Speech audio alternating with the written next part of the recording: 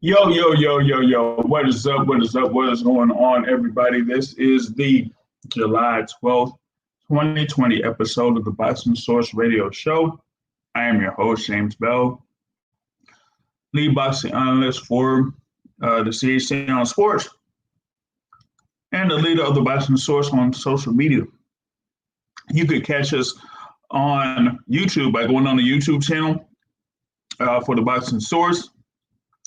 You could also follow us on Facebook through the Boxing Source. We're also on Instagram, the Boxing Source. And you can follow us on Twitter at Boxing Source 2. Number to dial in, 347-237-5539. Once again, 347-237-5539. Press the 1 key to get on queue and be able to talk live on the show. We have a fairly busy podcast tonight. We have scheduled for 8 p.m. Former world champ Austin, no doubt Trout. So we're looking forward for him to be coming on to the show. And we're going to rehash some of the highlights that is going on in the sport of boxing, particularly over the past few days. Right now, just getting news and notes in reference to this thing that just came down. It says that the 126-pound division has a little bit of a change as the champion, WBO champion at 126, Shakur Stevenson. He vacates the title, the WBO featherweight title, and he is instated as number one contender at 130 pounds there for the WBO. And that's one thing that was talked about ever since his last fight, where he fought in Las Vegas, and he fought at 130 pounds and got the stoppage win there in that particular bout. And they were talking about him moving up to the junior lightweight or the super featherweight division, and so now as of today, that has basically become official. Now, kind of see that as being interesting, given that he won the WBO title when it was vacated by Oscar Valdez. Oscar Valdez moved up. And Stevenson won the WBO title. He was supposed to have a defense of that title on March 14th against Miguel Mariaga. But that fight that was scheduled for March 14th got canceled. So he was preparing for the fight as the first top rank card and the main event on that top rank card over in the bubble in Las Vegas. And he was able to, like I said, win that. And once he won that at 130, it was only a matter of time before they made it official that he was moving up to 130 pounds. Now, kind of see that as being interesting on two fronts. Number one, him going up to 130 is a follow-up to, basic announcement that the WBO champion at 122 is moving up to 126.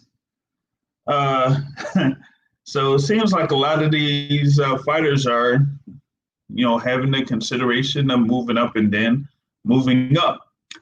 So you had Emmanuel Navarrete, who had his multiple defenses of the WBO junior featherweight title or light featherweight title. And he will now, compete for the vacant title vacated by Shakur Stevenson. A top-ranked contender in the WBO rankings is Mick Conlan. Okay. So you could have Mick Conlan there against Emmanuel Navarrete for the vacant belt. Right? Now, we also had in one of the top-ranked cards, Jesse Magdaleno, who was a guy that was ranked in the top 5 in the WBO. He's also ranked very high in the WBC. So he was being considered as a contender for the WBO title. But now, with Navarrete saying he's moving up to 126, and Shakur Stevenson saying he's moving up to 130, you now may have a little thing with Emmanuel Navarrete against Horace Mick Conlan for the vacant WBO belt. If that becomes official, I don't know about Mick Conlan, man. I don't know if he can do it. I don't know, man. Sorry, but I'm not quite sold on him. Now, going back to Shakur Stevenson, right? So Shakur Stevenson, being a former WBO featherweight champion, moving up to 130, he becomes the number 1 contender for the WBO title at 130. Champion at 130 is the Marine, Jamel Herring. Now, Jamel Herring is scheduled to be fighting on the card this coming Tuesday, right? Yeah. Now, he's going to be having a defense against Jonathan Oquendo. Now, before this whole thing went down, starting at the beginning of this year, it was setting up Jamel Herring to fight Carl Frampton in the defense of that WBO title. Now, you might have Jamel Herring going up against Shakur Stevenson for that WBO belt. Now that, I don't know about, listen, I don't know about all that. Now, if they're going to, set that up, because we'll see if that, ends up happening. But, my thing is, they had the thing set up for, Jamel Herring and Carl Frampton to fight each other. And the thing about it is that, with that being said, you might have Shakur Stevenson have a fight coming up, at 130, another fight at 130, where he's, more acclimated to the weight and, working out, trying to get down to that particular weight. And it kind of seems like it's, fairly convenient, because you got Oscar Valdez, who was inserted as the number 1 contender, pretty much locked down to fight Miguel Berchelt for the WBC super featherweight title. So they could go ahead and they could have Shakur Stevenson there, number 1 in the WBO, and Oscar Valdez, number 1 in the WBC. So you could have those 2 fights. They could probably set that up with a double header, maybe, have Oscar Valdez versus Miguel Berchelt and Jamel Herring against Shakur Stevenson. But like I said, I don't think Shakur Stevenson is going to go right in there and have this fight against Jamel Herring for that super featherweight title. He may end up fighting someone like a Masayuki Ito, while Jamel Herring still has his fight with Carl Frampton to defend that world title. Like I said, Jamel Herring had his mandatory defense against Lamont Rhodes Jr. a while back. Now he's setting up to fight who is at this time the number 11 ranked contender in the WBO rankings in Jonathan Nakendo. So that is going to be a little bit of news there, as good amount of movement is happening within the weight classes of 122, 126, and 130. Said like for the thing here for Shakur Stevenson, it says like on July 7th, Shakur wrote to the WBO to notify that sanctioning body that he was having serious difficulties making the division's 126-pound limit. That is through the WBO. WBO is making this statement. Because of this, he decided to move up in weight and requested to be ranked in the junior lightweight division, where Jamel Herring is a current WBO ruler, right? So that is, going to be the move there. So we're going to see what's going to happen in those rankings. Like I said, you have, Emmanuel Navarrete, there as super bantamweight champion, but he made his announcement to move up to 126. So that is, basically vacated. And then now you have Shakur Stevenson vacating his belt at 126. So we're going to see what happens here on that.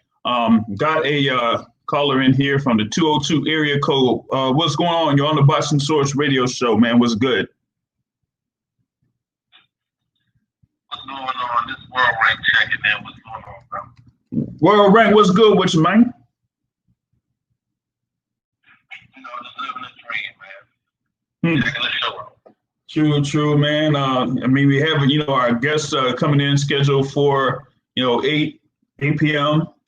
So, right now, I'm, going through some news and notes and, recent news of, Shakur Stevenson making it official to move up to 130 pounds and vacating the 126 title belt that he has. So there's a good amount of movement within 122 and 126 here over the past few weeks. Yeah, man, it's I don't know if it's a surprise or not, but it's I don't even know if it's a good move or bad move. I'm not too sure what to think of it. It's kind of surprising, Top Rank got all these fighters in these divisions from 26 and 30. You got your Collins, your Stevensons, your Burchels, your Hearns, but they not fighting each other, man. So it's quite strange the way that the movement is, and these guys, big names and people who they consider the top of these divisions, but they not fighting each other. They under the same banner. Yeah. You had this thing here with, first, to me, it was a thing with Emmanuel Navarrete. And even though you had Shakur Stevenson as part of the first fight card that was featured under Top Rank, and he was fighting at like 130-pound limit at that time, they didn't really quite say that he was going to stay there full time at 130 pounds. But when they had the fight with Navarrete, when he came in at a featherweight limit, they were like, yeah, he's going to move up. He done had 5 or 50 defenses of that WBO title. So they're like, you know what? He's going to go ahead and move up to 126. And so, with him, making that move up to 126, and I find it interesting that, Shakur Stevenson is, moving up to 130 because, number one, he was like working up the ranks at 126 to become the number 1 ranked contender for that WBO title, and he was slated to fight Oscar Valdez. But then Oscar Valdez, was going to move up, and so he moved up, and that kind of like threw things off a bit. Yeah, it's just a lot of movement without these guys fighting. I think it's hard because even the champions, which you see Navarrete, like you said, Navarrete moving up, but you also see who's at number one, and that's number one to WBO rankings, and that's Nick Collins. And I personally feel like there was some promise to Stevenson or some men at 130 promised them a big fight or some important fight to kind of get Navarrete and Collins in that battle for the vacant belt. I personally think they really want Collins in that spot because what he presents on, St. Patty's Day and his Olympic background, and I think they kind of did all that to kind of not have Stevenson face him or Navarrete, which I think not necessarily a crime. It's just you got all these guys, good fighters on these banners, and they just take them dope and not really fighting each other. Then the other thing is, this is like, I don't know how the business aspect work of it, but you got 3 other champions in the division. I get the one that fight couldn't be made for whatever reason. You got Gary Russell there, you got whoever the WBA champion. It's just like these promoters aren't even considering outside fights.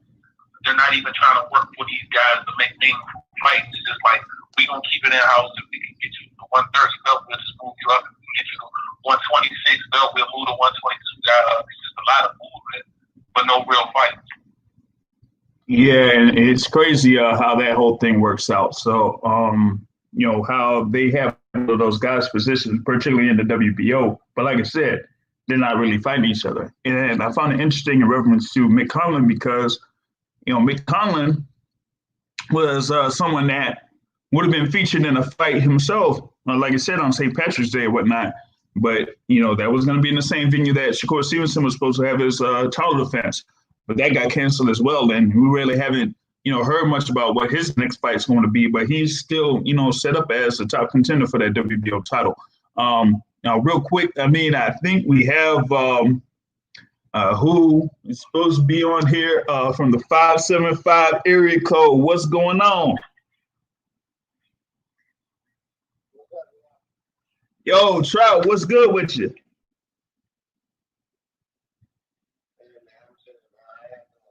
Oh, I'm doing good, man. Doing good. Glad to have you on here once again on the Boxing Source Radio Show. I know that you're kind of like taking it easy out here in this hot summer. I know it's like real hot and whatnot, but still taking it easy and staying cool out there.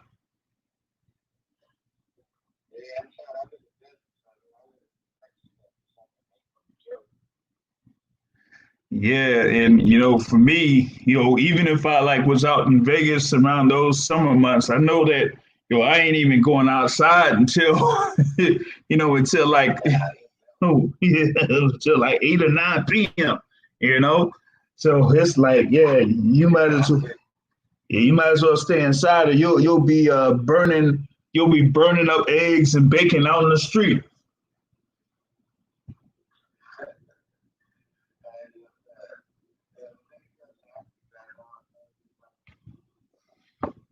Oh yeah, without question. Without question.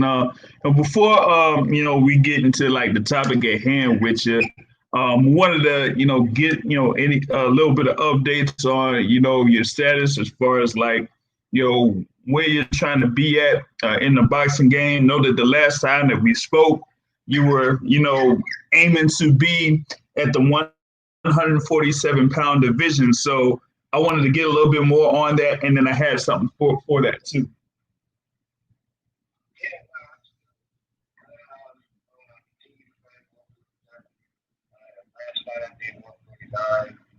Right now, I'm walking around like 155. I'm honestly closer to 147 than I would be to 154 at this time. Like, I don't have any skills right now. Really thought COVID permitting. But who knows when it really be things to really get back. But I'll be ready. I'm training. I'm keeping my weight down, my endurance up, and I'm definitely still planning on making that shift to 147.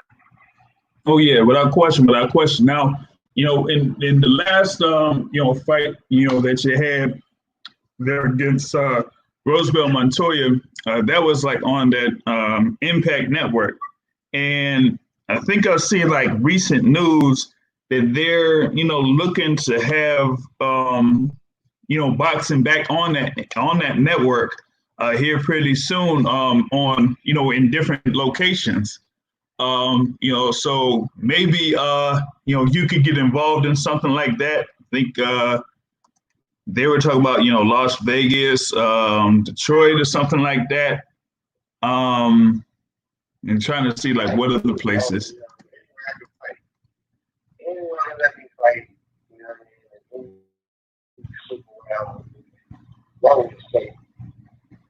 Yeah, they said like Las Vegas, Detroit, Chicago, and spots in Florida too, maybe. So that's something that be on the lookout for to see if they can position you in there for that. Now, wanted to also get into the thing there at 147. Now, I think it was a few weeks ago, you kind of called out a certain fighter for a fight at 147. And that is Amir Khan, if I'm not mistaken.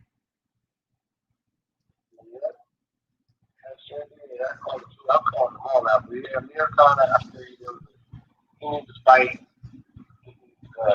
Get back to the win column. I need to fight like you use something. And I was thinking for the fight to be on the other part of Fury's Joshua in 2021. But not much traction came with that. Again, COVID win. And that's the we're all speculating on when we actually get a fight like that. Yeah, American Khan is, I think, it's a great fight.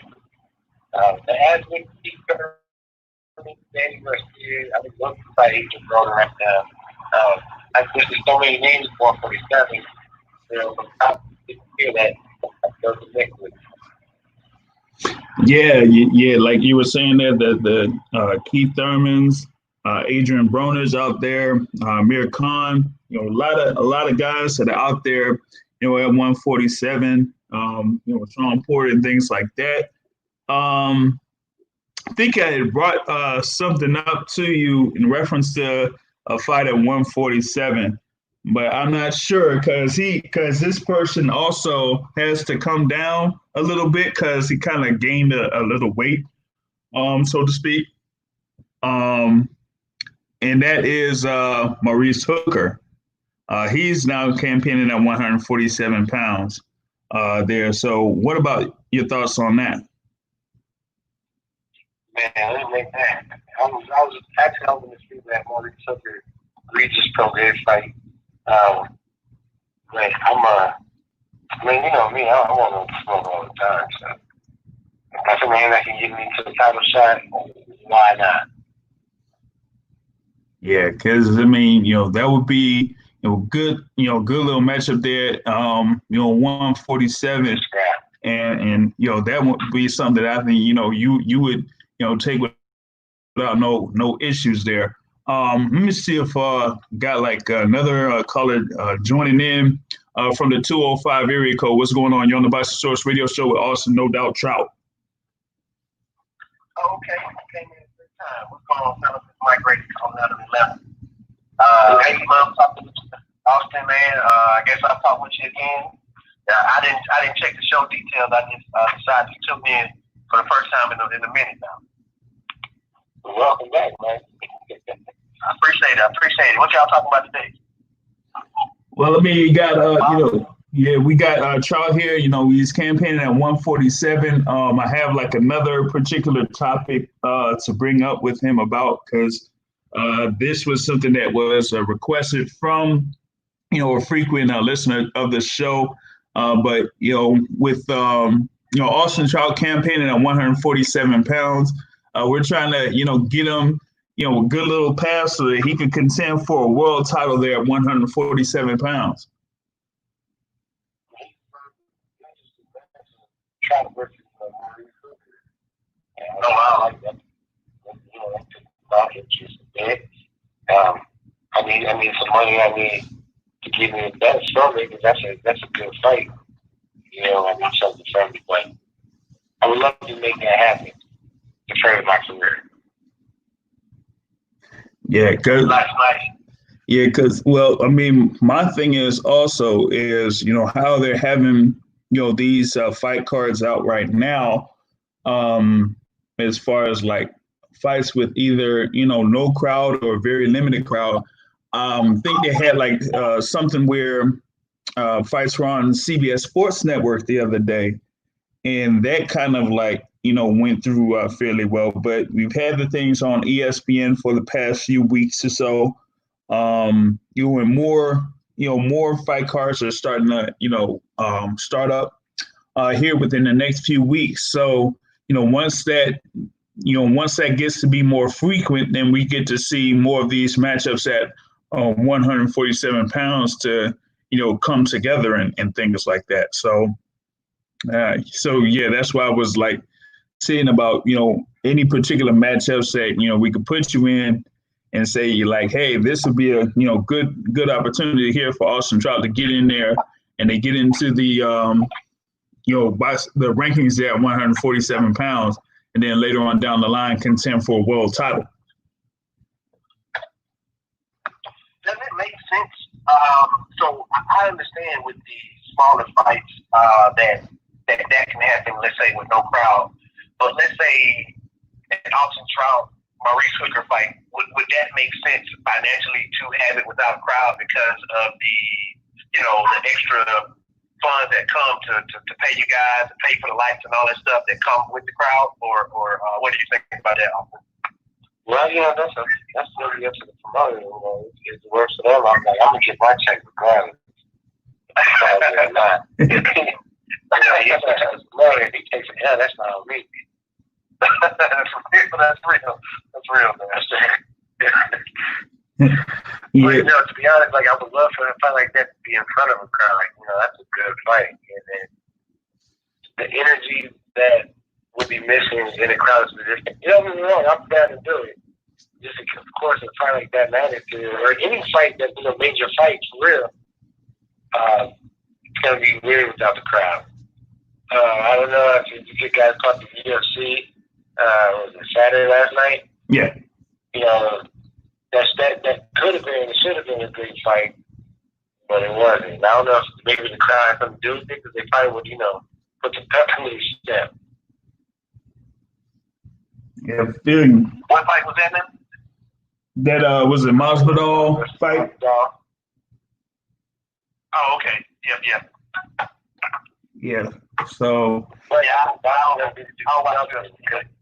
boxing easy. There's a boy, and I'm glad that they got the fights on ESPN and even the BT Sports, giving us some regular fights. Mm-hmm. Yeah, BT Sport. Started their thing up too. Yep. Yeah, that BT Sports, CBS Sports Network has something, but yeah, the thing, with you and Maurice Hooker, man, it seems like an idea, and I'm like, you know what? They would have had Maurice Hooker fighting over at the MGM National Harbor over this way in the Washington D.C. area. So why don't we have Maurice Hooker come back to Washington D.C. for the MGM National Harbor against Austin Trout? Let's put that fight together. Let's make it happen. MGM National Harbor. We could have it. Austin Trout, Maurice Hooker, put it on the zone. Let's do something.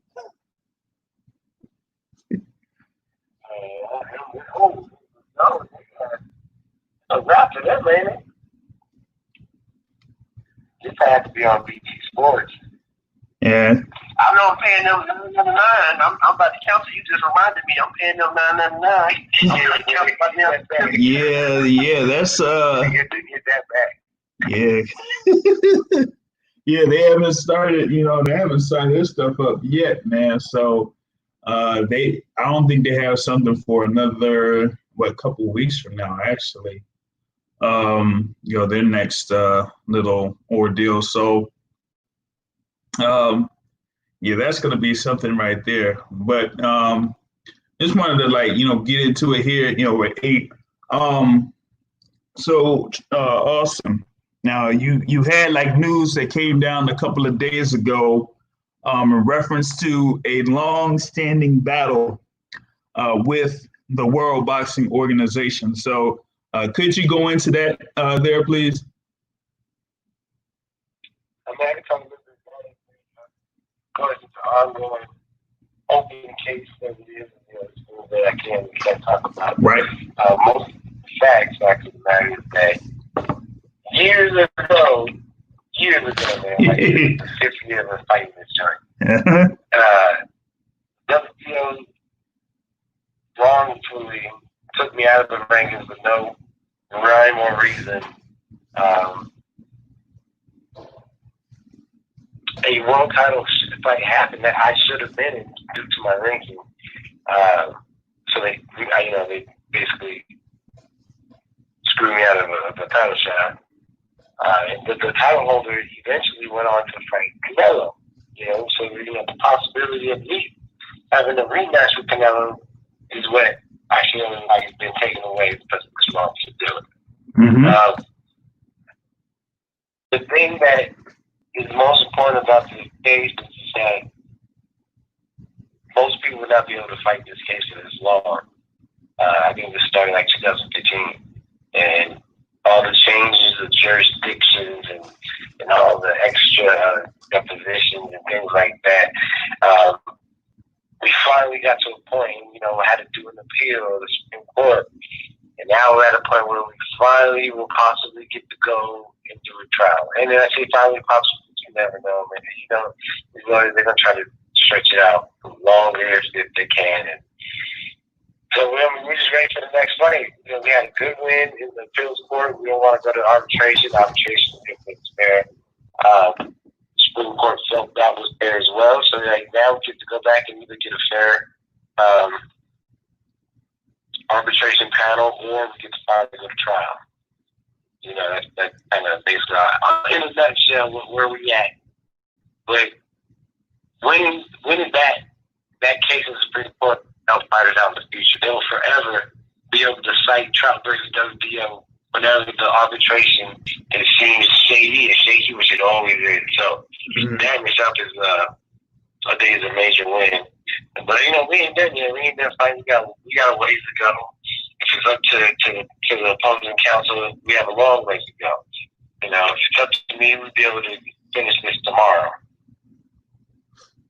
Gotcha. Yeah, because like you said, with it being a long, standing battle back and forth, usually, when it gets to this particular point, a lot of people kind of have cases drop because they're not able to, keep up with the courts, keep up with the lawyers and all that type of stuff. But that, with this particular case, this is, something that's groundbreaking as far as protecting the fighter, in one sense, because they got to be able to be, as forthcoming or as transparent as possible. And, in this particular instance, they weren't forthcoming as to the moves that they made in order to, place someone above you in the rankings without no, merit, without anything happening whatsoever, So, with that being, with that being said, that's why it's hey, how you gonna have this person up here above me and they ain't even did anything to get to that particular spot? So that's hey, I'm supposed to be at that spot. I'm due a world title shot, and y'all basically owe me that title shot. And since y'all didn't, follow through with that, then I'm gonna have to go after y'all. And that's basically what this was. Exactly.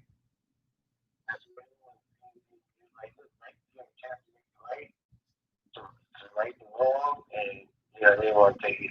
And I think they just believed that I was just gonna, throw a little dot in the hat, make a little noise in the media, the law shouldn't fizzle out once they drug it out. But I'm I'm too far deep in it. You know what I mean? He's like, I'm going all in. And, I got the means to fight them for a while, so. Yep. So, I mean, that's the thing on this where, you basically, come through and if, you'll have this thing and you'll win, and it'll be big news all across the board in this instance. I mean, in this instance, because all the sanctioned bodies are going to have to move differently. Yep. Because I mean, we've had like only I think it was like one other instance where they where a boxing organization had to basically pay off a fighter because of basically the same situation. So I think that happened in like 2004.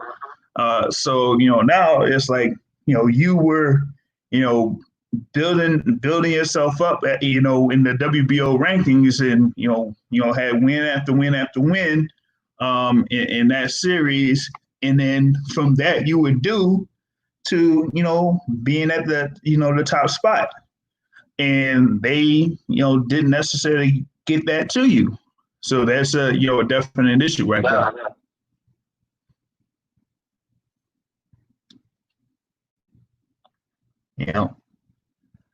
That's exactly what happened there. So, we come up that slide. And my lawyer down there in Puerto Rico, they are monsters.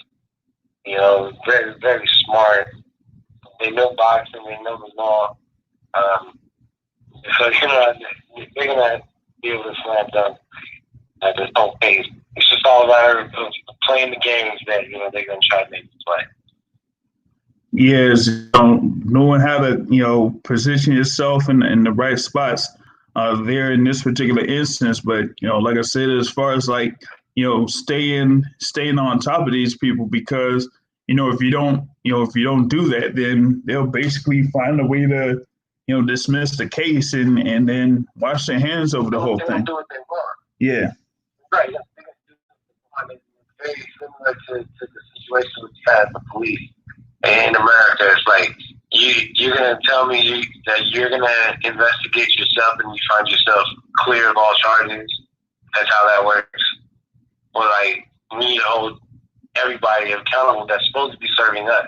You know what I'm saying? These sanctioning bodies will be nothing but fighters. And in fact, the only reason why they're anything is because whatever fighter won that belt captured the hearts of the people that made that belt something. You can't tell me any belt that wasn't something without the fighter. You know what I mean? Mm-hmm. If Floyd Mayweather was maybe not Floyd now, if Canelo Alvarez was to come up with the ABC belt and flaunt that sucker, proudly, everybody's gonna want that belt. So like the fact that the fighters seem to be the last on the list of protection from the sanctioned body is backwards. Mm-hmm.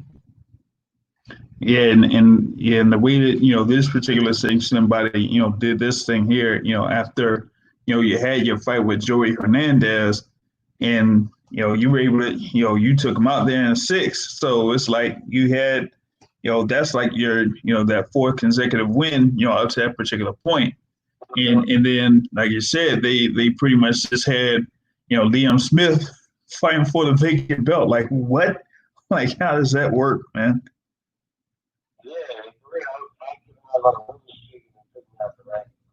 And according to their rules, and also according to Muhammad Ali, you have to inform the fighter before you take them out the rankings. And then there was no prior.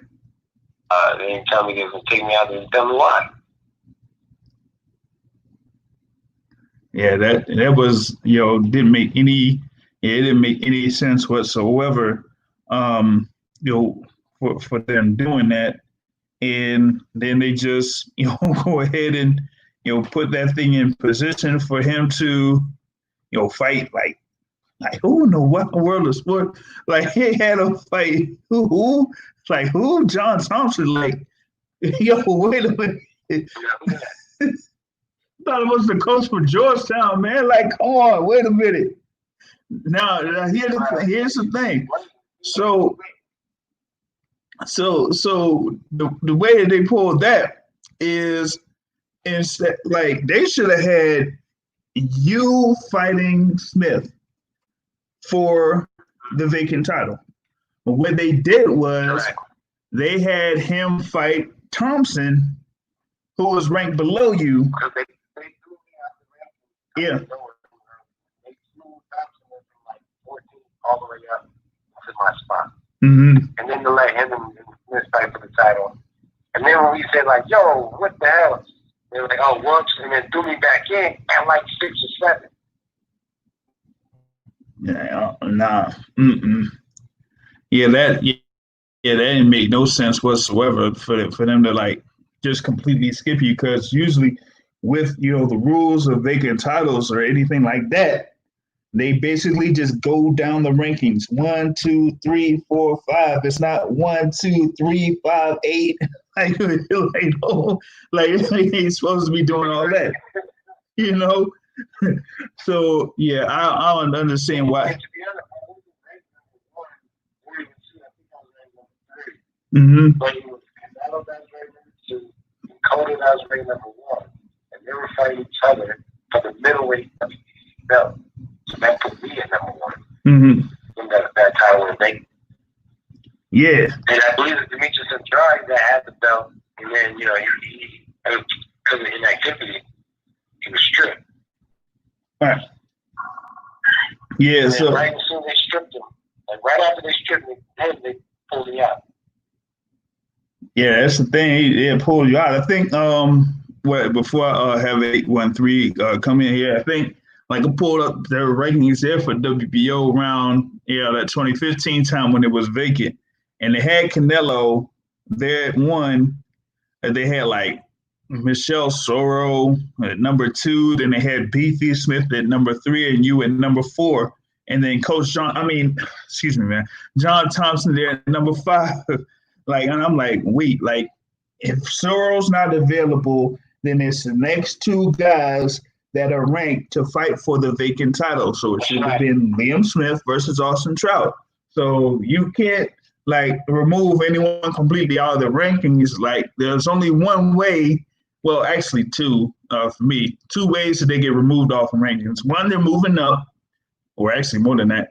Either they're moving up, they're fighting for another world title, or they've basically been, tested positive for PEDs, so they're removing them from the rankings and suspended them. But that's not the case in this instance in any sense, form, or fashion. So you should have been fighting Liam Beefy Smith for that vacant WBO title instead of, like I said, Coach John. All right, 813, you're on with us and no doubt Trout here on the Boston Source Radio Show, man. What's good? Hey, what's going on, Jay? What's going on, Austin? You good? Yeah, man, I'm good, man. How you doing? We had you on the show before. We definitely talked to you through and covered your career at length. And it's kind of funny, you look at at this point now, you're one of the few fighters that's actually had a fight this year. Which is it's kind of funny. The last several years, period, no one thought they would be in a position that they are right now and aiming for their next fight. So for all those people that have fought this year, the Gary Russell Jr.'s of the world, people like that, look how many fighters do not have a fight as of yet this year, and we're at the midway point of the year already. I mean, it's not through no fighter's fault. We already know it's because of the current conditions with the COVID-19 outbreak, things like that, which makes us even more thankful for the fight bubble out in Vegas that is holding with Top Rank. Everyone's thankful for that. Even surrounding sports, even like MMA, is encouraging people to look forward to sports coming back in that sense. But once again, just glad to have you back on the show, and definitely want to get your perspective in regards to what's going to you with the Muhammad Ali Act, things like that. And then the one thing I want to kind of focus on, and just get your opinion on, boxing has been quote unquote unregulated sport for years. And what I mean by that, there are no boxing leagues like you have in the NFL, NBA, things like that. No organization. So basically, you got every promoter out there for himself.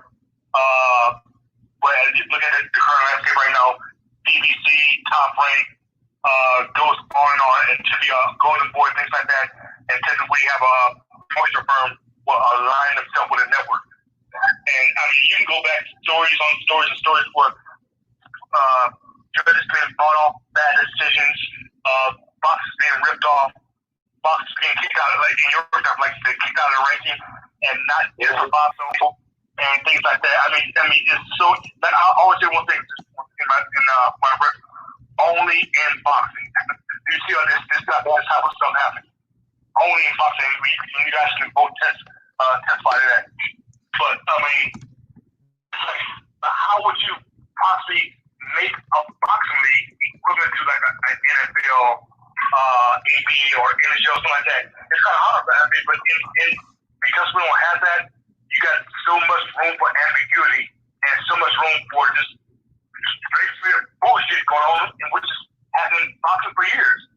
And thank God they formed the Muhammad Ali Act. I think it was back in 2006, and just to have all that reform come down in boxing, because so many people were just getting just treated unfairly and unjustifiably so. But like I said, even now, you really can't make a boxing league because everyone's in for itself, and bottom line, boxing is a business. So you can't just say, hey, this is a boxing league, who's going to be commissioner? I mean, there's going to be so much bias in trying to make something like that happen. And even just going back and forth now with the landscape, the WBO, WBC, interim title, email title, via Devin Haney, things like that. I mean, there's so much crap that goes on in boxing where we have multiple champs within one division, with one belt, one WBC. And the story goes on, and once again, only in boxing. It's crazy. Yeah, that is so. Only in this game will Congress put something like the Muhammad Ali Act, and only in boxing has it ever. It's never been enforced. No one's ever been enforced the Muhammad Ali Act. Some people been to trial, let alone won the trial, for citing the Muhammad Ali Act until the other day. We finally. I mean, really, it was just an appeal. But, it was like forever they'll be able to cite, Trout versus the WBO. Yep. They'll be able to, bring that up as a point of reference. There, just like a lot of these cases, bring up, previous things as an example. So, that's something that, makes this. A big victory in one sense, but the complete victory isn't. I mean, the victory isn't complete until they give you the full win. So right now this is like step one on it, but now we got to get to step two, and get them to say, hey, this is the judgment has to be like the WBO was wrong on all facets. Y'all owed Awesome Child a title shot at this particular point in time. And this, because of that, you cost, Awesome Child this amount and whatnot. So you have to award them this amount of money, Yeah, absolutely. But hopefully this could be the game changer. This could be the one that makes everybody tighten up. The thing that I don't feel like the league will ever work is because you're going to need. It's going to be up to one entity in the game to start its own league. Like if you're waiting for everybody to come together to have their own type of league, I don't think that'll ever work. There's too much bad blood in this game. Boxing stems from clicks and the person that wants to rule it all type deal. Mm-hmm. Nobody else can get in. But if someone was able to start a league, so to speak, one that caught on and gained a whole bunch of momentum and fire, I think that's when everybody will put everything aside to make that money, jump in the league. So it would have to be a big success first, starting by one person.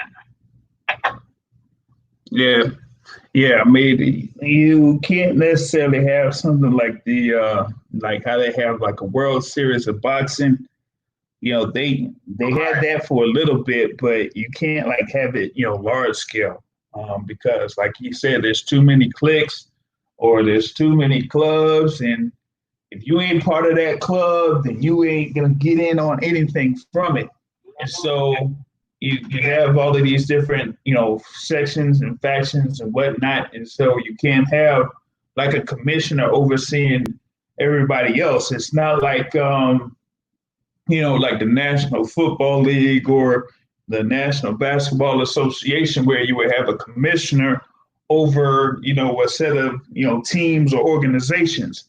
You can't have like one commissioner over how would there be a commissioner over like a Bob Arum or Eddie Hearn or something like that? They wouldn't go for that. So that's so I don't see like how that could happen. And Andre Ward won. How successful was the tournament that Andre Ward won? I mean, obviously it was a success, but like how, in terms of like money, public appeal success, was it? No, it was big. I figured it was because when you talking about his Goosen contract he had, he ended up winning, getting out of. Well, I mean, so y'all were talking about like a tournament or a league or something, and so I thought about the tournament that Andre Ward won that kind of put him on the map when he beat, Kessler and all the other people. How successful do you think that was? And with that, if you did have the names that was in a quotation marks tournament, would that drive like what you kind of like looking for? Well, see, so the thing with Ward in that Super Six, it was a blessing and a curse.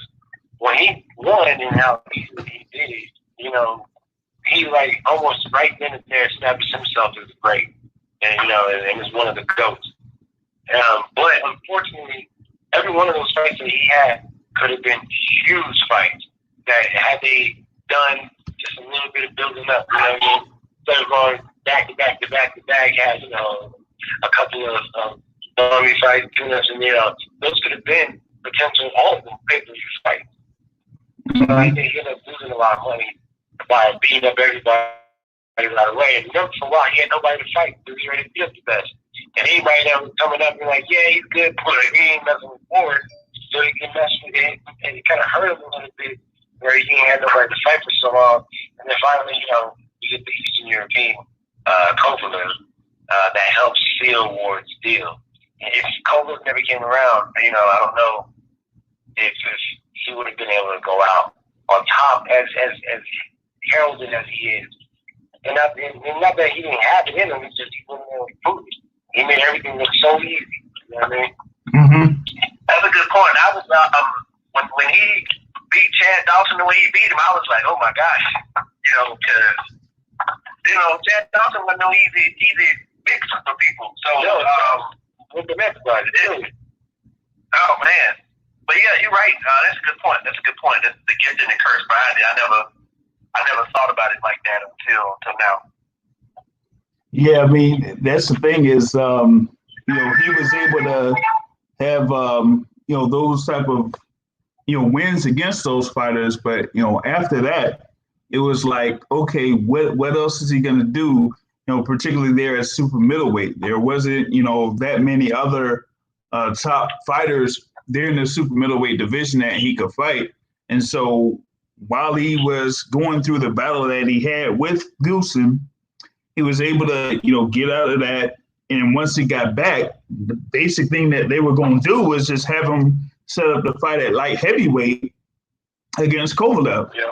And, even during the back and forth that he had with Goosen, he already knew then it's like, okay, by the time I get back, they hadn't really set me up with any type of fights at super middleweight. So they're going to, have me set up for light heavyweight against Kovalev. And after I win against Kovalev, then what? They won't have anything else left for him. Right. So, he was, at a position where at super middleweight, he had already beat the top guys that were there at super middleweight. And the only thing that he could do in that particular division was either have a rematch against, one of those other top guys, or have a fight against, Gennady Golovkin. And Gennady Golovkin didn't, he didn't want it. So that's why he ended up going up to like heavyweight, I just wanted to stop the nose. Fight for Triple G. He would have stopped Golovkin. Yeah. Yeah, he would have ended up stopping him. This would have been too much for, you would have ended up, giving up too much punishment for him. So that's why, that fight was like, it's staying completely away from that. It's staying away from that, So, but like, going back to, you there, Austin Trout, wanted to, get on a couple of things here. I know that, you kind of like had a little bit of fun out there, out and about. So like, how is it being out there with your family and all of that over where you're currently at? In the Mexico, that is stuck his ass for months. And like they ain't no more traveling, nothing. In all realness, I'm blessed to be around them. As much as they get on my nerves and I'm getting on their nerves, we have more fun than we do problems. So, this whole quarantine has really kind of brought us closer in the sense that, we have to deal with each other. She had like 2 months, my daughter had 2 months of school that they didn't get to go to. So, we have summer for about 4 or 5 months this year.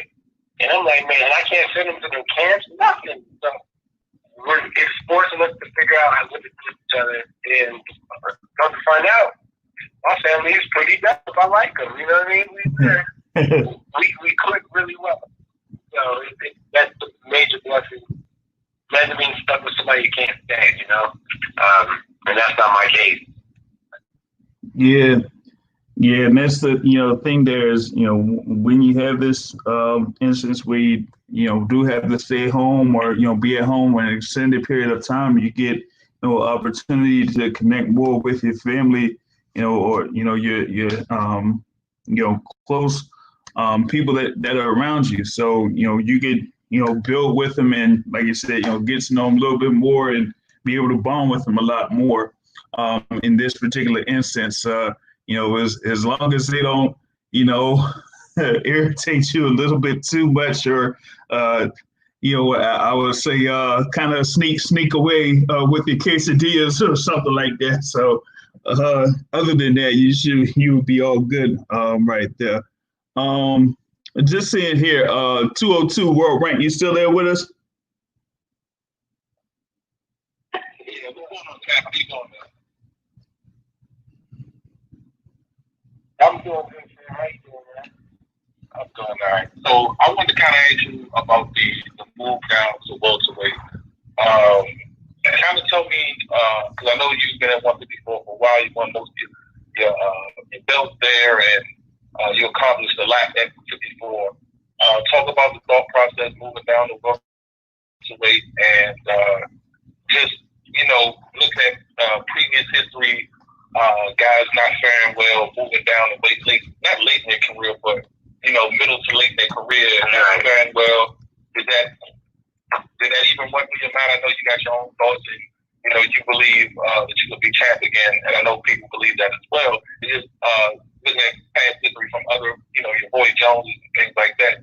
Was there any consideration of staying at 54? And also, the other question would be, with the WBO ruling, let's just say they rule in your favor, and you guys come up with a solution that, hey, we'll put Trump as a mandatory at 54. Would that be an option you would still consider, or how would you go about that? That definitely I have to talk and think about with my boys, because the thing about it, do you think they don't give me a fair shake at any fight that they have? Yeah, we'll give you a title shot with whoever. And I wouldn't trust them to give me a solid nod if I won. So I don't know if I would even put myself at the mercy of their hands like that. Right. After winning a lawsuit, because it's not just the opportunity lost; it's all the opportunities that they had to lose from missing out on that WBO title shot, which I feel like I definitely would win. And, that led to the winner that they'll get in a Canelo fight. Now, I would have had a rematch with Canelo, which would have been 10 times bigger than a Liam Smith Canelo fight. Those are all those different opportunities. Now, they can say right now, okay, cool, you get a shot at Terrence Crawford at 147. You know what I'm saying? I'm like, yeah, maybe. But I don't trust y'all to give me a fair shake when I do beat Terrence Crawford. So, again, I don't know if I even take that. Hey, question for you. Hey, sorry about that, Tutu. Hey, just real quick. So, in regards to the threat that you just spoke on, in the event that you win your case and things like that, that's a question. Was there any fear of you being blackballed? And just to give a quick example, we look at Colin Kaepernick in a different sport. We know that, but we see how he's been treated. No offers. Just pretty much black sheep at this point. Do you fear that as well? No, I don't fear it, because you look at the end of the day, Colin Kaepernick ended up winning. He got the lawsuit. He got, I believe the team picked him up at the end of the day. He did it his way. And, I'm going to stand on my way. And it's going to pay off. It may, like I said, it's cost me a lot. I've been fighting this for 5 years now. And like I said, I'm all the way in. We're just going to push it until, there's nowhere else to go. Until justice is served, I'm getting what to do to me. Yep. And, with the last thing that I mentioned in reference to, previous win, in a case similar to this, I'm like, I wouldn't like, be down with the WBO either. I know that there may be another thing that I could get, so I'd rather prefer that from the WBO instead of them, considering me to be in a position to, have a world title shot, because just, even if they do put you in that position, that doesn't mean that they'll set you up in a fight for, that world title, Right. Depending on the relationships that these boxing organizations have, they could, say like, hey, okay, Austin Trout is the mandatory contender for the WBO title, but the WBO champion is, not ready to face that mandatory yet. So we'll go ahead and we'll approve them paying step aside money for, to fight somebody else, and then keep doing that, So it's like, even if you do become the mandatory contender, that doesn't necessarily mean that you have an immediate title shot very soon, or, soon down the line in that instance. So I'm like, there is probably an alternative that they could, go forward with after this case is, said and done. But that's something that we'll kind of talk about later on down the line there. But, for I definitely don't trust them to do the right thing as far as by me. We wouldn't be in the situation if that. Right, exactly. I wouldn't put myself in a position where I need them to do right by me. Yeah, exactly. So yeah, once you win this case, you just move on and then continue your professional career, on another direction outside of the thing with the WBO. Yep, exactly. I ain't never had that one yet. Yeah, exactly that. So you get have that other position there at 147 and 154, go for WBC title there in that instance. So, that's the thing that we're even got like an RBG, I don't know what it's called, but there's plenty of titles out there. I heard the WBA just made a new one called like the Ordinary Man. Don't necessarily want that. I'll take it. Yeah, they have they have the super title, they have the world title, they have a gold title, they have an interim title, they have it's a good number of them, you know what I mean? And I kind of see it, fairly interesting there, particularly in 154, because they still have Terrell Gausha there ranked in the top 10 in the WBA. And I'm like, hey, we had that fight with Trout, and Trout was getting them. So, like, what's up?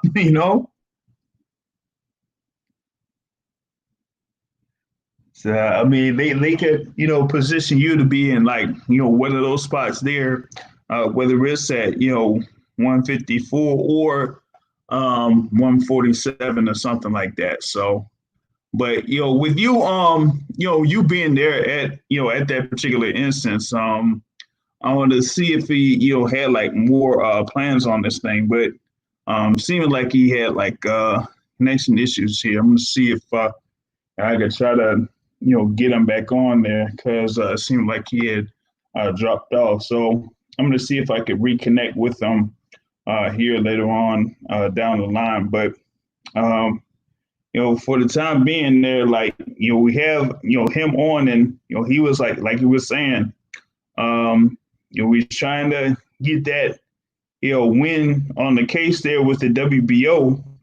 And, what I was, was saying is like the last time that someone won a case of that magnitude, they were like awarded, what was it, about $35 million.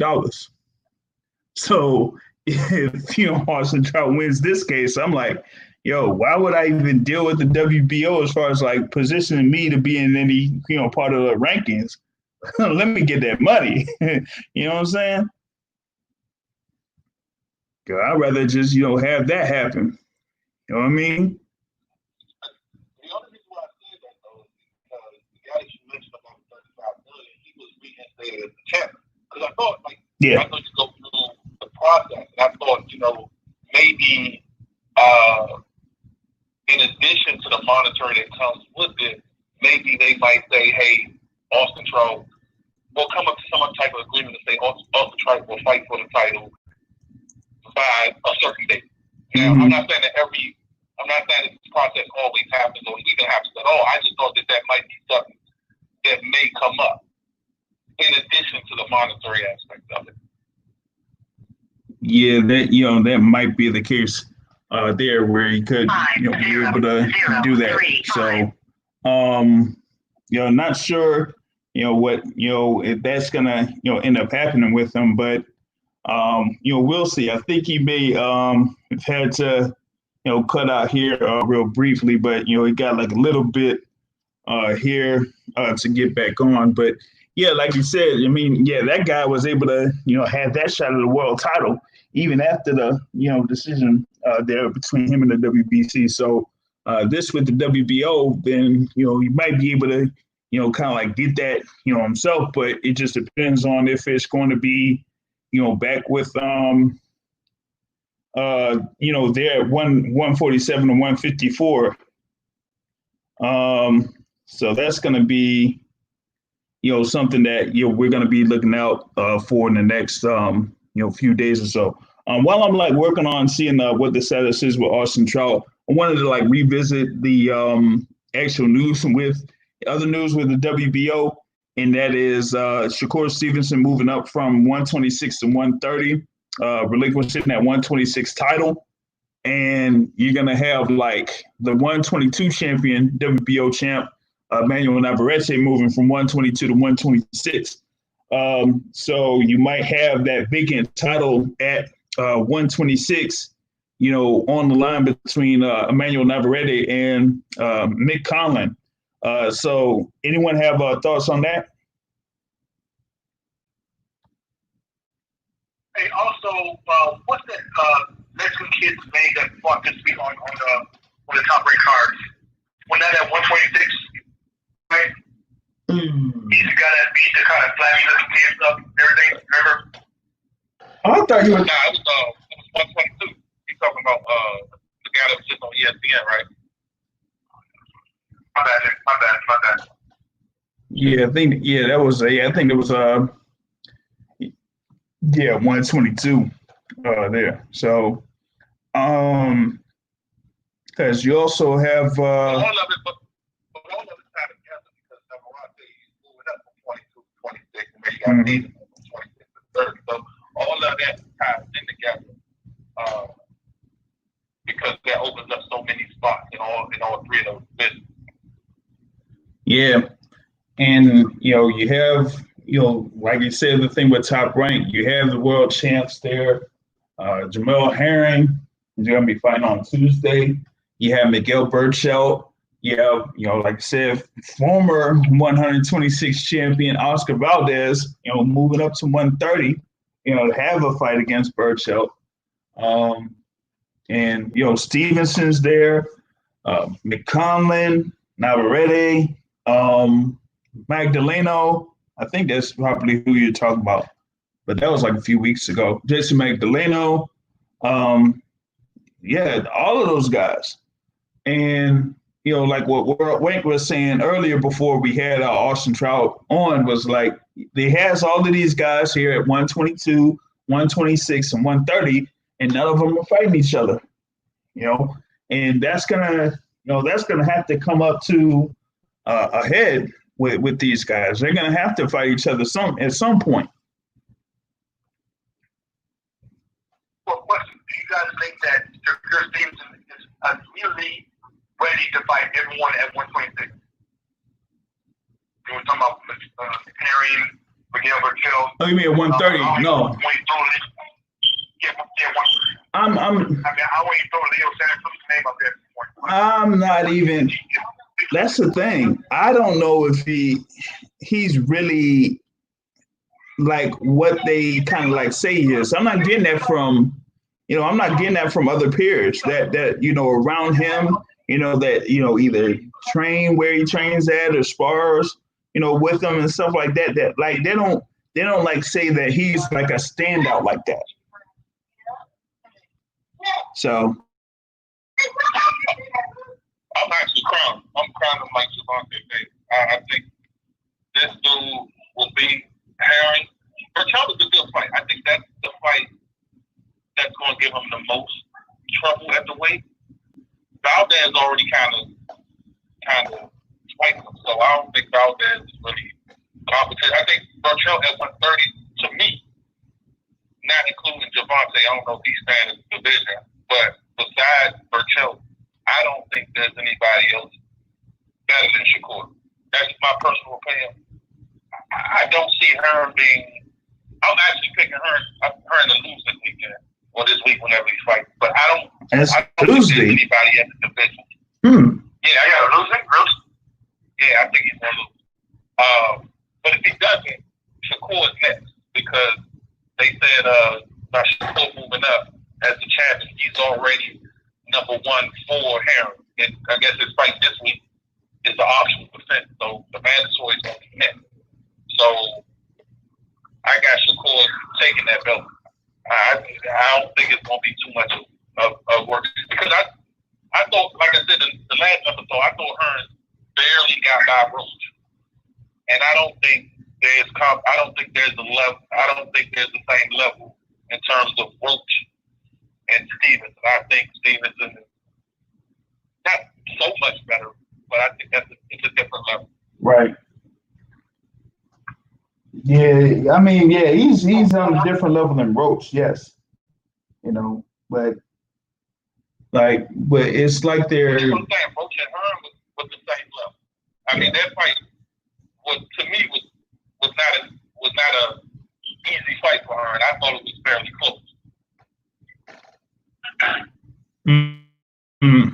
Well, Ray, question for you. So Shakur Stevenson is out here sitting at 14-0, 8 KOs. He's not qualified in the division. And granted, he's very young in his career at this point. So he has not had that career-defining fight as of yet. Right? So for me, it's kind of like I want to forecast him that high at 130 because he hasn't had that career-defining fight as of yet. I mean, there's someone that he can have that fight against right now. And Jay, you already know what I'm talking about. Yep. Like, he can fight this guy at the end of this year. And that would definitely prove his worth at 126 and 130. But whereas he's moving from weight to 130 and thinking that for new opportunities. But I want to just say, for me, I'm not going to project him that high at 130 as yet. And the reason why I say that, he's not had a career-defining fight.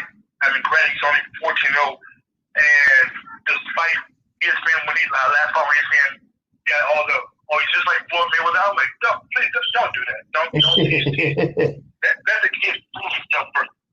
Let the kid show us a good body of work first before you make any type of comparisons like that. But I mean, for me, now I was gonna say I definitely don't agree with the aspect of not being tested, but I think it goes back to talent level who's around him and the talent level that you actually see in the ring. Like sometimes you can crown guys, and we all crown guys if we may be wrong or right or whatever.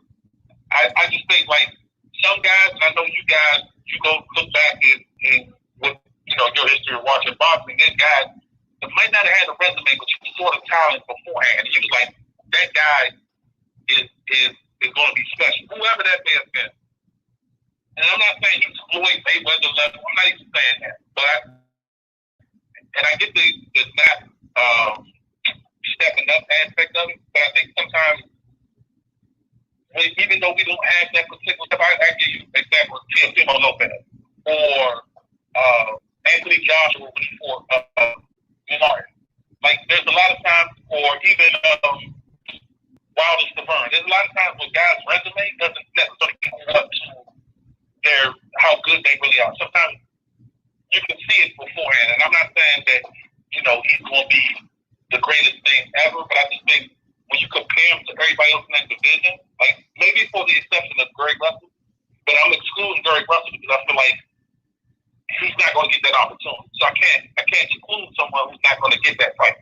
So it's like if you push your core against the guys who's actually going to fight, like Curry and Burchell and those guys, I don't really see that those guys are really competition. Maybe Burchell, but I don't see anyone else at that experience in terms of Olympic talent, boxing skills, defense, and things of that nature. Well, you actually just made a great point, a great current example. Teofimo Lopez. Prior to him getting a Richard Comey fight, everyone had the same thought. He was prospect of the year, year or two ago, whatever it was. Everyone said this is going to be great. But like same thought, he had to have a defining fight. And then from that point, once he got in and did what he did against Richard Comey, now we say, oh yeah, this guy, he's definitely legitimate. And just the fact that Stevenson has already had a belt, I get that and everything. But like I said, for me, when Teofimo Lopez, before he fought Richard Comey, we knew it was going to be good, but we didn't want to put him at top echelon yet, as far as myself. You know what I'm saying? But that was a great point that you made. And with Teofimo Lopez, current modern day and existing right now, like I said, prior to the Comey fight, he's good, powerful, we know that. But yeah, he had to put it together against a top tier opponent. And he certainly did that when he went in and knocked Richard Comey out, which no one had done to that point. But like I said, for me, Stevenson, I like the kid, a good level head, but most things out of control, good management, good team behind him, things like that. But like I said, for me, I just need to see him put some more stuff together in the ring before I just say that this guy's top. I mean, if he can go for it and beat Jamel Herring, that's great. And I would love to see him get to Miguel Burchell as well. Well, we all know it's heavy-handed, long wins. That is, I think 6-7 years on the bench or whatever. I mean, but something like that, Burchell could be in a sense tailor-made for him because even though it's heavy-handed, he would be considered a bit slow for Stevenson. Just like I won't say doesn't likely, but doesn't get hit as often. So that would be a great fight early next year. That would be great. Yeah, and I think the timing of this move up. A comment to that. Yeah, go ahead, Mike. So I hadn't watched Richard Comey fight very many fights, but in the Teofimo Lopez fight, what I thought about him was that to me he looked like a better version of the guy that Terrence Crawford knocked out, in a few rounds to get the belt and become undisputed. What's that guy named? Ndongo. Yeah, Julius Ndongo. Ndongo got some great wins, right? I'm doing Monopoly say great. He got good wins to get him 2 belts and had a great momentum, but in the grand scheme of things, Ndongo really wasn't that good. Like, not trying to belittle him or anything like that, but in the grand scheme of things, he was a limited fighter. He didn't have a lot of head movement. He didn't have a lot of like boxing. His boxing IQ was moderate at best, and whatever got Comey just appears, with my limited knowledge of seeing him fight, to be a better version of him. A little bit better, but not very much. Like if he fight C and B, C level fighters, then yes, he'll do very well. But if the moment he fight a B level fighter, he looks real, real beatable. Very much so to get knocked out. That's my only thing about Comey. And this is kind of my point in terms of why I rate Shakur so highly, because this kind of example of the Ndongos and the Comey is, we can say, and this is not to say that these guys weren't good or whatever, but we can say that these guys had, like Mike said, they had good resumes, but it doesn't matter once they step up and face a better opposition. Or, you can beat guys who are B-level guys, like Mike just said, but at the same time, when you face A-level guys, they're not really in competition. They're not really on that level. So you can have good quality wins, which in theory matters, but I think sometimes we overplay the resume and downplay the talent. Like sometimes your eyes can actually tell you what's going on. And I think in Shakur's case, I think that's kind of what it is. Like I want to be ahead of the curve. When he becomes great, I want to say, I said that before he won the big fight. I was able to see the time. Now, if I'm wrong, I'm happy to say God clearly made a mistake on this guy. But I don't want to go back in time and say, well, he's good now after the fact. I want to be able to kind of, put my thought process on it beforehand, because I don't want to be with everybody else and get on the bandwagon after the fact. Yeah, see. Well, Rick, I'm about to fuck with you. I bet you said Adrian Broner was real good when he was trying to fight in the Baltimore, D.C. area. You saying he was good way back when, didn't you? Yeah, like I said before, you gonna get something wrong. I'm definitely gonna get something wrong. Adrian Broner was one that I'm serious. Adrian Broner was one that I got wrong. For every day I get right, I get one wrong. Yeah, that's what I'm saying. Like, I just want to be ahead of the curve and be behind it. I don't want to be, with everybody else after the fact. And that's not anybody else. Most people do have to see it, but I'm just wondering if I want to get ahead of it. And sometimes, a lot of times, I don't. My question to you about Shakur Stevenson, World Rank, is he? I need to find a better way I'm just gonna say it. Is Shakur Stevenson too light in the ass to be a real contender? Like, is he too much of a pow amateur fighter for him to really do something at this higher weight class? I think we have to really consider who's around the division and how the guys are going to be moved. Because a lot of times it's not necessarily about the best fight best. It's about moving in a certain direction where people are placed in certain positions. Like the way, like I said earlier, I thought Top Rank may have told Shakur something in terms of, we promise you a big fight at 130, so he doesn't have to face Nevarate or Khan, because Top Rank doesn't want to give Nevarate or Khan to Stevenson. So it's a lot, for me, it's also a lot about how the fight is going to be moved going forward. And I think they perceive Shakur as a star, so they're going to move him in a certain way where certain fights may or may not get made. Mm-hmm. Yeah, and I think the thing with was going down with Stevenson is, I think they're positioning him to kind of like be in a way successful, to where they put him in this particular fight, then they wait on this next one, or like a fight against Burchell or against Valdez. Like, it's almost like they're trying to make it to where Stevenson would fight for a world title before he fights the winner of Burchell and Valdez, instead of fighting the winner of those two guys right off the bat.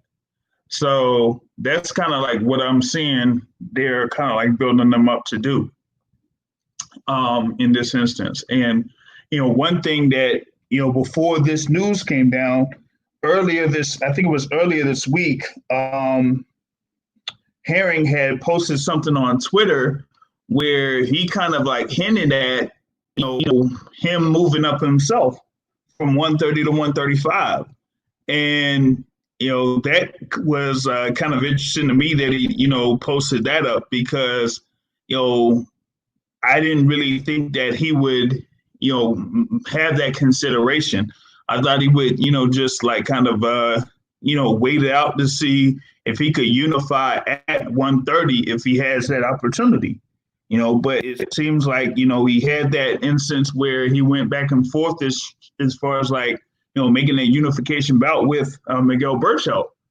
But, they didn't go forward with that. So with him having his, title defenses, it was like the biggest thing that he could have done up to that particular point was have the fight against Carl Frampton. Since, Burchell didn't really have any interest on, fighting him. So it's kind of, kind of like an interesting situation there for Jamel Herring after he, has his fight here coming up on Tuesday the 14th against Kendo. And then after that, like I said, either go forward with that fight against Carl Frampton or, have, a fight against Shakur Stevenson for that WBO title. Yeah, I didn't ask the question about Shakur being too late.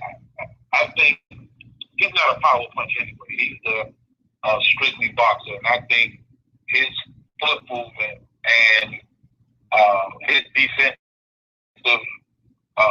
prowess will get him out of harm. I think his Olympic pedigree will get him out of harm. I think he can move up to higher weight classes, and he's not a small featherweight either. He's pretty big for the weight, so moving up to 130 for him, I don't think will be an issue. Only person that could present like weight issue for him is Burchell. Burchell seems like he's a big guy at the weight too, and I don't see him staying at 130 too long. But other than him, Shakur and size wise, I think he matches pretty well with the guys at 130. Yeah, video on that one. Yeah, because there's like a good amount of matchups that could be made there within the 130-pound division. Like I said, you have Burchell, Valdez, Herring, you have Masayuki Ito, you have Carl Frampton. You even have Abraham Nova that had his fight. There, at Las Vegas a couple of weeks ago. So there's, a few matchups that can be made for Shakur Stevenson, not just, the fight against Jamel Herring, but we'll see, how that goes. I think they were hinting at like, he's going to have an added interest in this fight that Herring has coming up on Tuesday. So, yeah, that's going to be something there with that. But as of right now, they're saying that they're going to have Jamel Herring and Carl Frampton to try to have that bout scheduled for November. So after this particular fight that Herring has against Akendo, if he's able to, get through that, then we'll see what happens. He'll go ahead and fight Frampton. But it's going to be interesting because there's like a lot of news that came down within the WBO. So we'll see how that ends up turning out with that. Other news that came down. One thing is looks like Efe Ajagba is kind of like leaning towards being under the Top Rank banner. He did sign a advisory pact with Jay Prince.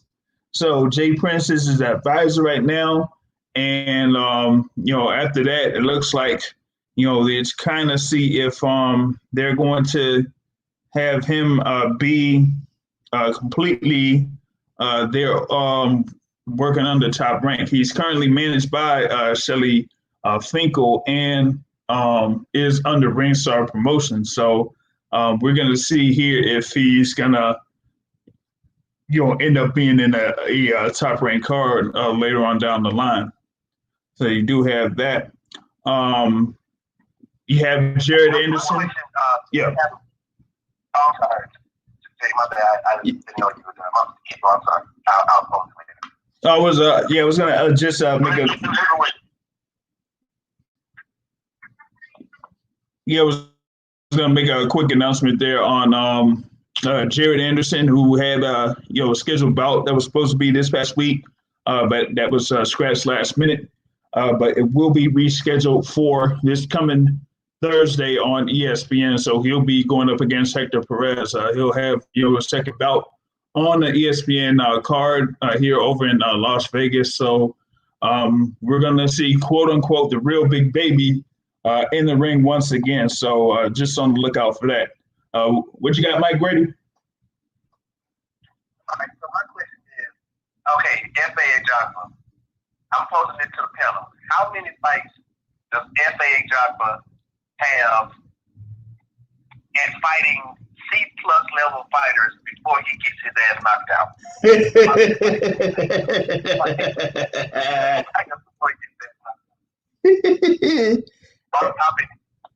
real question. Yeah, I know, but yo, man, that Rajvansh Kajanu fight, man, yo, come on. Which one is that? Who was that? I can hear. That's me. You know what I'm saying? It's real. So the guy started late boxing. You got to give him little slack. But at this point, fuck that. He's a heavyweight boxer. He's seeking top opponent. So I get it. But I mean, the guy started late boxing. He's with a great trainer in Ryan Shields. We know that. But for right now, he's either put up or shut up. So I mean, he's great size, great jab, things like that. This guy's got to get the right matchup. But even like last year, we talked about it'd be great for him to get in there with the guy that beat what's Matt's favorite boxer? What's the white kid up there from New York? What's that? Something like that. Kanaki, Adam Kanaki. The guy that come down with Naki, it'll be great for a job out to get down with him and fight him. That's a good matchup. I mean, just progress the guy along, but I like the guy. I mean, but once again, in heavyweight boxing, anybody can go down at any given time. We see that. But I generally like the kid. I do hope he gets some success on him, despite him getting a late start. But he has a great trainer, things like that. But I really like the kid. I don't think he's gonna get knocked out like that. I don't think so. So I give a good fighting chance. I mean, you'll fight that fight of the year that he had. Yeah, he was in trouble fights ago, a couple of fights ago. He was in. I don't know if he's gonna make it to the next level. He won't make it past the sea level for real. I'm sorry. He shouldn't have been in that type of fight with that dude, with that type of guy. I'm just saying. He can't move his head for real. That's why he won't be in there. At least Anthony Joshua is not moving his head like he is 6. Well, the other dude's 6'7".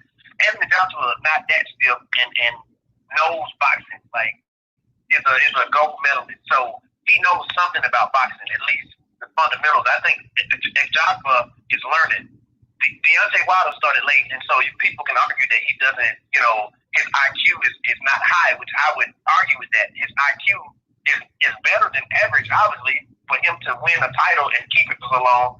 But Joshua, his IQ, man, it's average or below.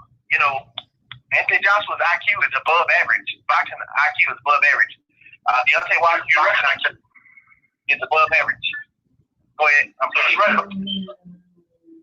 He might be 2 or 3 fights away from Helenius. I mean, because Helenius to the guy that he fought is 1 or 2 fights away.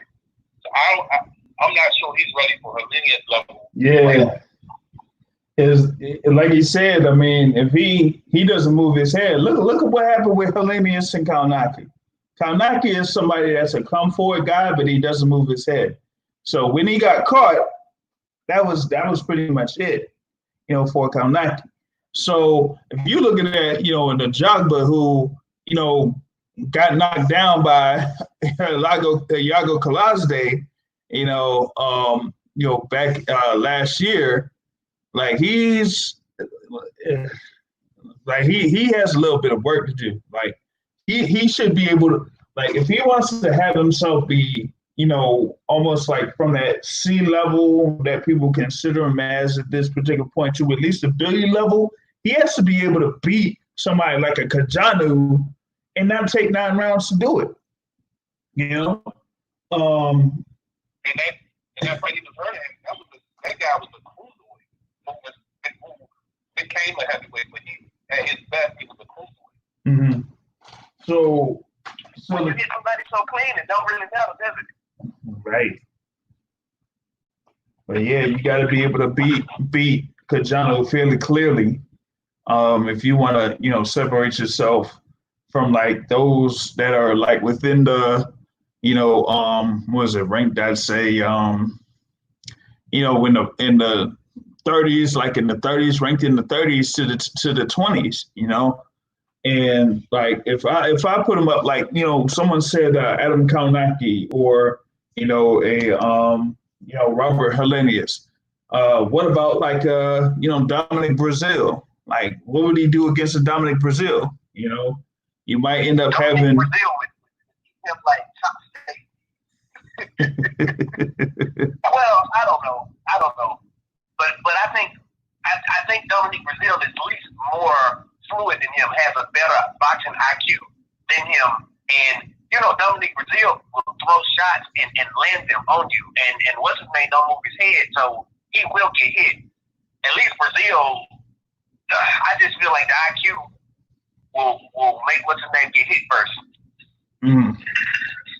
I agree with everything you guys are saying, because like you can't teach boxing instincts what he lacks. But I mean, if you're his trainer, Ronnie Shields, what would you do with him to improve on how to fix his fault? How would you fix that? Boxing instinct. Keep fighting the best of the fighters. He fighting. Yeah, I would move him up slow.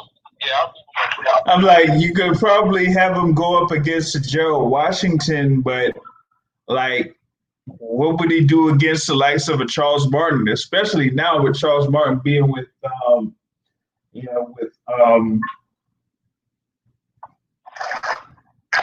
think Charles Martin would beat him. Yeah. Charles Martin showed me something his last fight. Charles Martin showed me something. With Manny Robles. He showed me. Oh, yeah. It's like, I feel like Charles Martin even has a higher IQ than him. Somebody like, what's the little short, punchy guy? He's white guy. He's kind of short and punchy. He's like Ariel, like 5. Not Ariel. He's like 5. He's a white guy, 5'10", but he's a small guy. I'm trying to look up who he's for. Did he fight on TV? Did he fight on TV within the last month? Nah, he fought on TV. He's been on TV a lot. I think his last fight was on TV. What's the guy? Joey DeWelko. Oh. Short, punchy guy. Yep. Yeah, that'd be a good one. Yeah. Like somebody that type of level fighter. Yeah, like something like that. Either that or, just have him look good against a Johan Duhaupas or something. But you can't have him facing those guys like a Duhaupas or, something like a Nathan Gorman or something like that. He has to be able to build himself up. Like, here'll be something here. I see somebody that's like, even though this is BoxRec rankings that goes by a point system, I see somebody that is ranked a good little bit below him, but could be a real dangerous fight for him, and that's Frank Sanchez. If he fought Frank Sanchez right now, that wouldn't be a good look for him. I don't think it would be a good look for him. Yeah, Frank Sanchez is definitely decent. He's definitely decent. That's a step backwards for me because Spurs has nothing else. I'm not saying he's shot, but he's shot. You know what I'm saying? So, only Severn has his name recognition. That's it. Yeah, I think that might be a good one. Severn might be a good one. But like the only reason why I think he would beat Severn is because Severn, like Terrell just said, Severn, you can tap the Severn in his head and his concussions that he's had over the years. like has severely compromised him.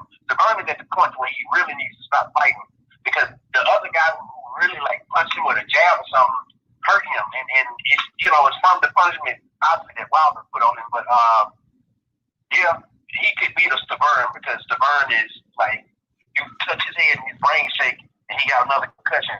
Which I hope Stavern don't fight anymore. Personally. Well, I mean, he hasn't fought since last February, so. Which is good. You wonder why you ain't seen Golovkin fight. I mean, not Golovkin. What's the dude Timothy Bradley fought? Provodnikov? Provodnikov. I am so glad Provodnikov stopped fighting. Provodnikov is probably still pitching blood, man. and it really sucks. It sucks though, man. It sucks. Yeah, so I mean that was a real tough fight there for Provodnikov to go through. So I mean once you go through some battles like that, then you gotta be able to say, hey, I gotta put my gloves up, man, because my body wouldn't be able to take that much punishment.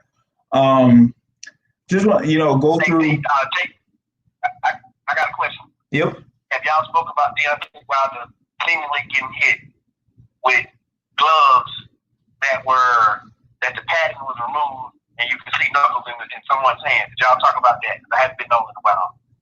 And I know I see pictures online that look like somebody got hit with a fist inside it, like an MMA glove.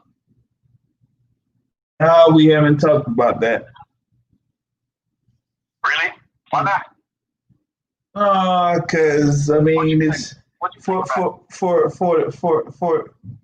for one instance, the so-called president of the Deontay Wilder fan club hasn't really brought it up since the video that came out of Deontay Wilder. So he's kind of been contemplating dropping his office as the president of the Deontay Wilder fan club. But other than that, we really haven't talked much about it because it's been like a lot of back and forth going on, between the thing with Wilder, Fury. Now they're bringing up other fighters that may have adjusted their gloves. Like it's kind of like been stretched out there a little bit too thin, as far as I'm concerned. That's true. Who else might have missed their gloves? Tampered with their gloves. Oh, well, some have said that Wilder did that. Some said Joshua's done it at one point. So it's kind of been stretched, really, far out there. And my thing is that, the key thing for me is that Deontay Wilder is going to fight Tyson Fury once again. And I feel that he has to prepare himself completely to fight Tyson Fury, whether it's mid-December or late December. He's recovered from his injury to his arm and whatnot, so he should be in the gym and training. We'll see what adjustments have to be made. I've seen other things about Deontay Wilder, like saying that he fired Mark Breland, and I'm like, no, he didn't fire Mark Breland because we would have known about that a while ago. So it's like a whole bunch of news that's been out that's kind of, really been, out there as far as like, Deontay Wilder is concerned. So that's how I really haven't really talked about it that much. So do you think, from what the pictures that you saw of Fury, do you see knuckles in the picture? That's all I'm asking. I don't know if I see knuckles in the picture, but what I will tell you is that I feel that Tyson Fury does adjust his gloves, being the size that he is. Like this guy is like almost not even, what did I say, about a couple inches shorter than what Nikolai Valuev was. And you're dealing with 10-ounce gloves at 6'9", 6'10", 270. Nah, like those type of hands there, they don't really necessarily fit too well on a 10-ounce glove. So I feel like he has been adjusting those gloves. Now, with that being said, it's up to Wilder's team to emphasize that that happens with Tyson Fury, because that isn't the only time that he's adjusted his gloves. So you're gonna have to point that out before the next fight or during the next fight or something like that, because when you deal with somebody, whether it's Tyson Fury or Bernard Hopkins or a who is it?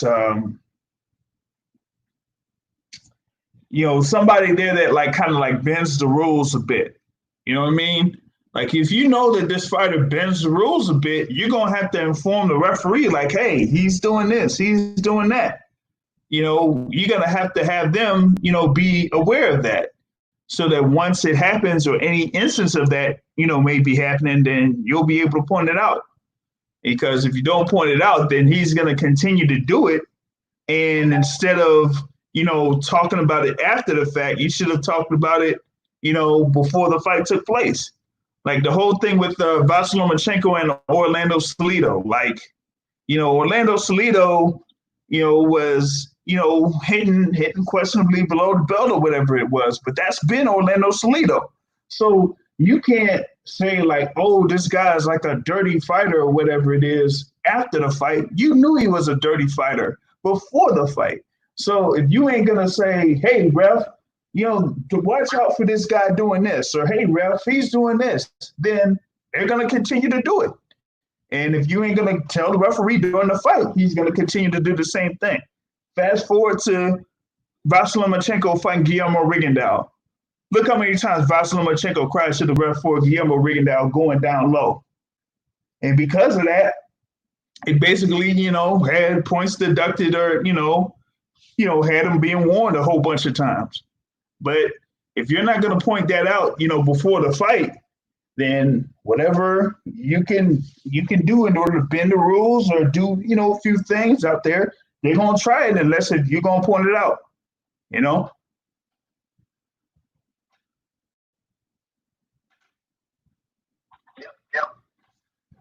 Yeah, so I mean, it's like, for me, it's all part of the game, but you got to be able to know the shortcuts of the game and point it out, or else, they're going to bend the rules against you in that instance. I don't know if like anyone caught like the fight cards that was on Thursday. You had that main event there with Carlos Takam going up against Jerry Forrest, where Jerry Forrest was supposed to fight Jarrell Miller, but of course you had Jarrell Miller with this little instance once again, and Carlos Takam got in there with about a week and a half notice. He had to deal with he was dealing with the passing of his dad pretty much around that same time that he was notified that he was being put in this fight against Jerry Forrest, and so with that, even in that short notice, he was able to, clearly have the lead in the first half of the fight up until about round 7 or so, where Jerry Forrest was able to get a little bit more in, but it was still like a clear, decision win for Carlos Takam there. I felt like, at first Carlos Takam did very well in the first parts of the fight, but Jerry Forrest pretty much blew this, man, because, I mean, he was, one guy that, should have been part of the fight card of February, February 29th in the Dallas area. But that fight got scratched out, and then he got put into this card scheduled for Jarrell Miller, and you see what happened with Jarrell Miller. So now you have a replacement. You're still there. You have a fight. You're supposed to get in there and do your thing, and then he basically blows it. You know what I mean?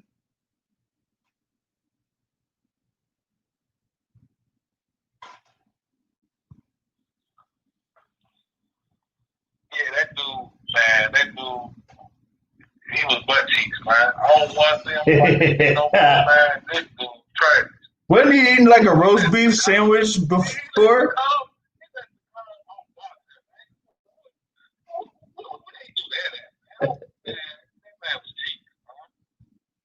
What did he eat? like a roast beef sandwich before the fight?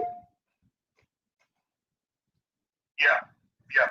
Oh, And man. look how active Tom was for the first couple of rounds. I said, what the hell's going on? Yeah. You know, damn light heavyweight or something like that. You know, I said, how long can he keep that up? And he looked good though. You know what I'm saying? He looked good as much as he did. But I mean, other than that, the board just literally followed Chikam around the ring, not throwing those shots, not setting him up, not cutting out the ring. He literally followed around the ring, just throwing up his cleaner shots every now and then. I mean, Yeah. it's like his performance did not match up with the story behind it at all. Not at all. It was another fun fact for the fight. Chikam has 28 knockouts. The other Gaboris has 26 wins.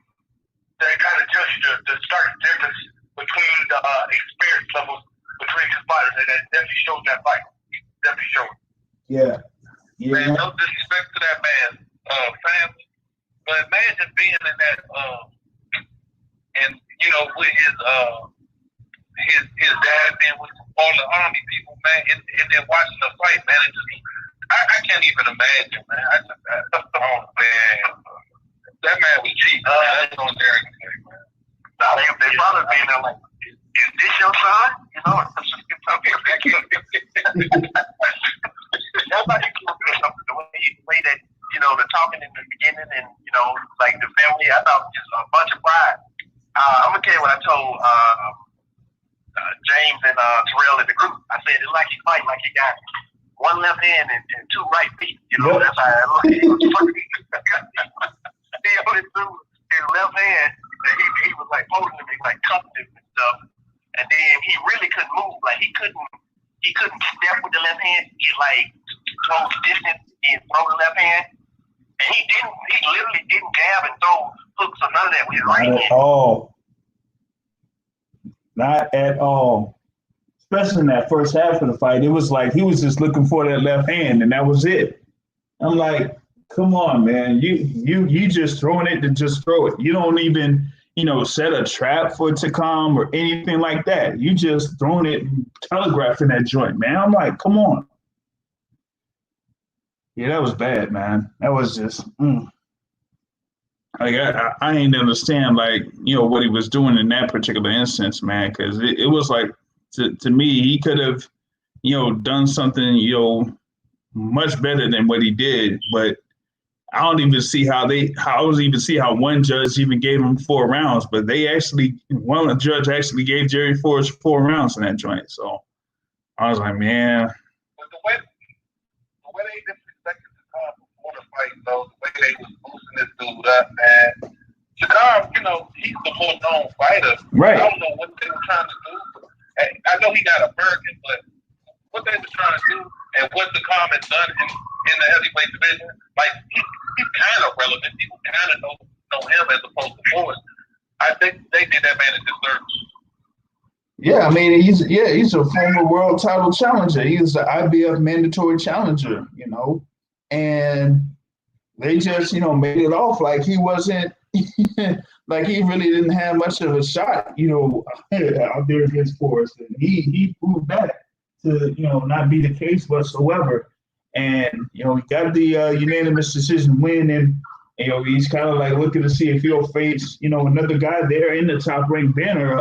It could be, you know, someone else in there that they have. I mean, you have, you know, guys in the roster like, you know, Tony Yoka and whatnot, but he could probably face an Oscar Rivas down the line because they have Oscar Rivas there, you know, so why not?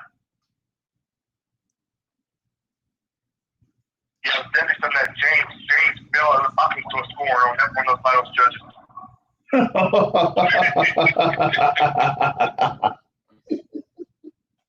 Yeah, I just don't understand what they were doing in that particular, you know, instance there. But, you know, that's, you know, what they had there in that, you know, particular fight card. And, you know, we had like a couple more, you know, things going down this week.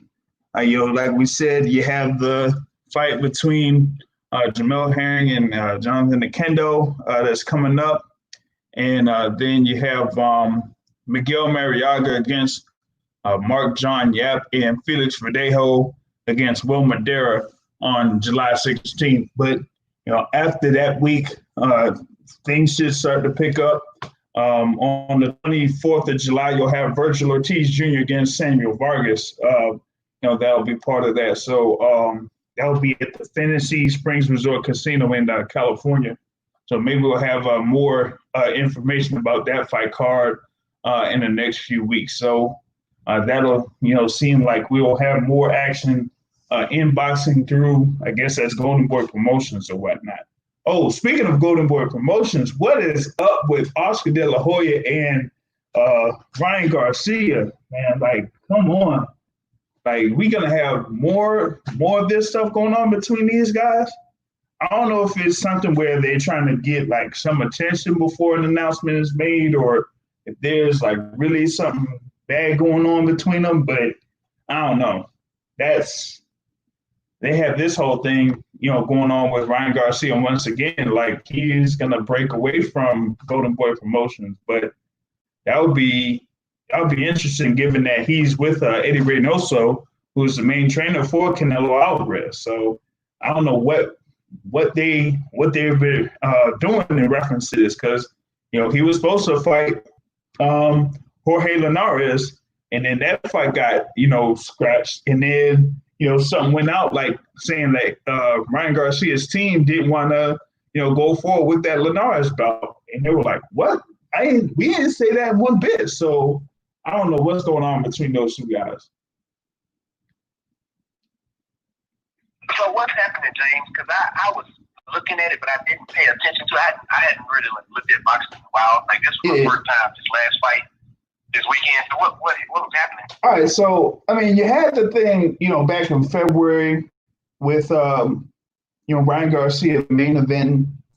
You got that first round knockout, and the co-feature bout, you had Jorge Linares winning that fight. So they were setting up to have, Ryan Garcia facing Jorge Linares on July 4th weekend, originally. But, with the whole thing, with everything being rescheduled, they kind of like were going to see if they could push it back. So looks like they, tried to make an attempt to that. But Oscar De La Hoya and Golden Boy looks like they released like a statement of sorts saying that Team Ryan Garcia is not, ready for this particular bout. So we're going to announce that you're going to have Jorge Linares go up against Javier Fortuna on August 28th. And now that fight's going to be for the, WBC Diamond title. Now, the WBC did announce that they would like to have Ryan Garcia fighting Luke Campbell for the mandatory spot for the WBC championship, lightweight championship, but I don't see anything that says like they're willing to go forward with making that fight official. I haven't seen anything in reference to that. So, yeah, I don't know what's going on in that particular instance. So what did Ryan Garcia say in response to that when Golden Boy said that he wasn't ready for the fight and blah, blah, blah?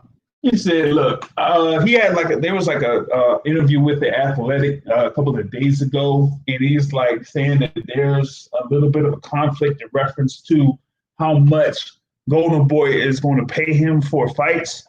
So he's like, y'all got to respect me. I mean, I'm a guy, I'm having this following. I got like 6 million followers on social media and this type of stuff. And I had like a great turnout in my last fight that I had. So for my next fight, y'all gonna have to pay me accordingly. And if you don't pay me accordingly, then let me go. And that's kind of like what that's been this latest statement, is that they haven't really done much to try to give him ample or adequate compensation for his fight. So that's the latest thing that's been happening with Ryan Garcia and Golden Boy Promotions.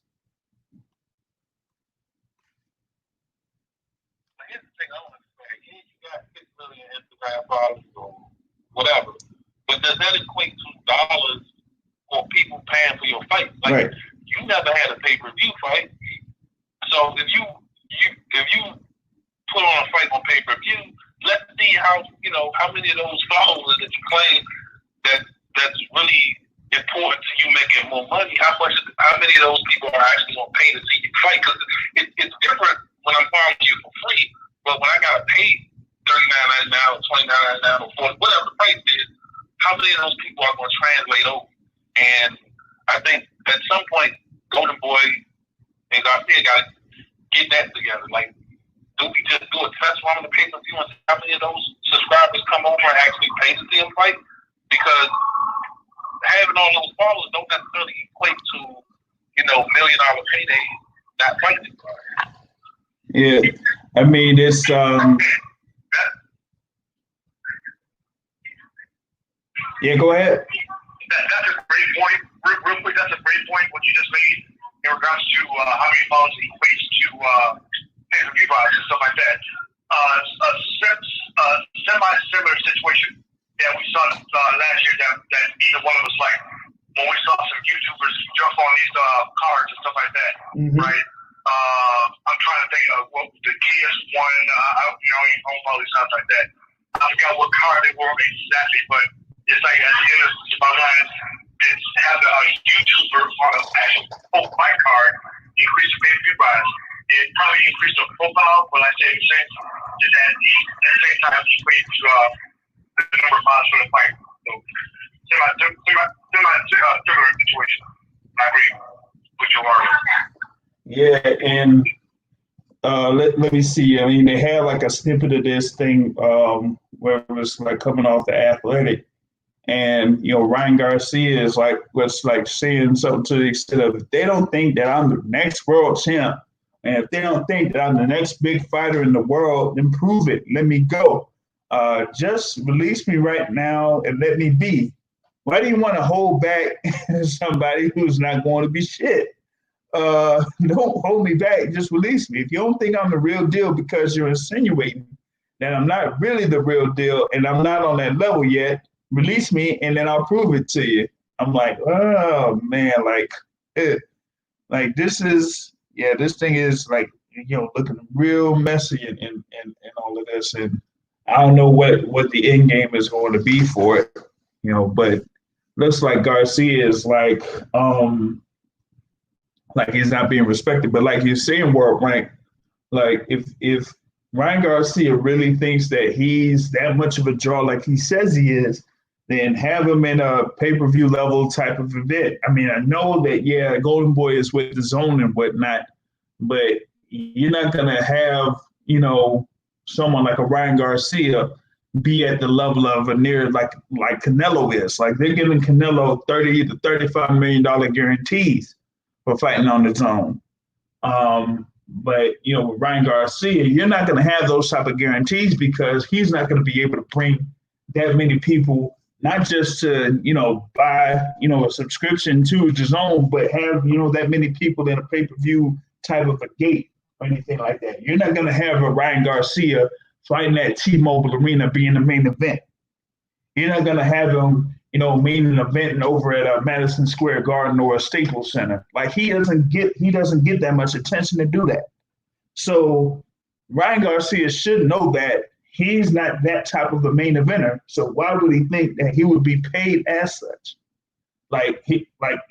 Even in this particular instance, and I'm gonna go to this guy as the next topic, Gervonta Tank Davis.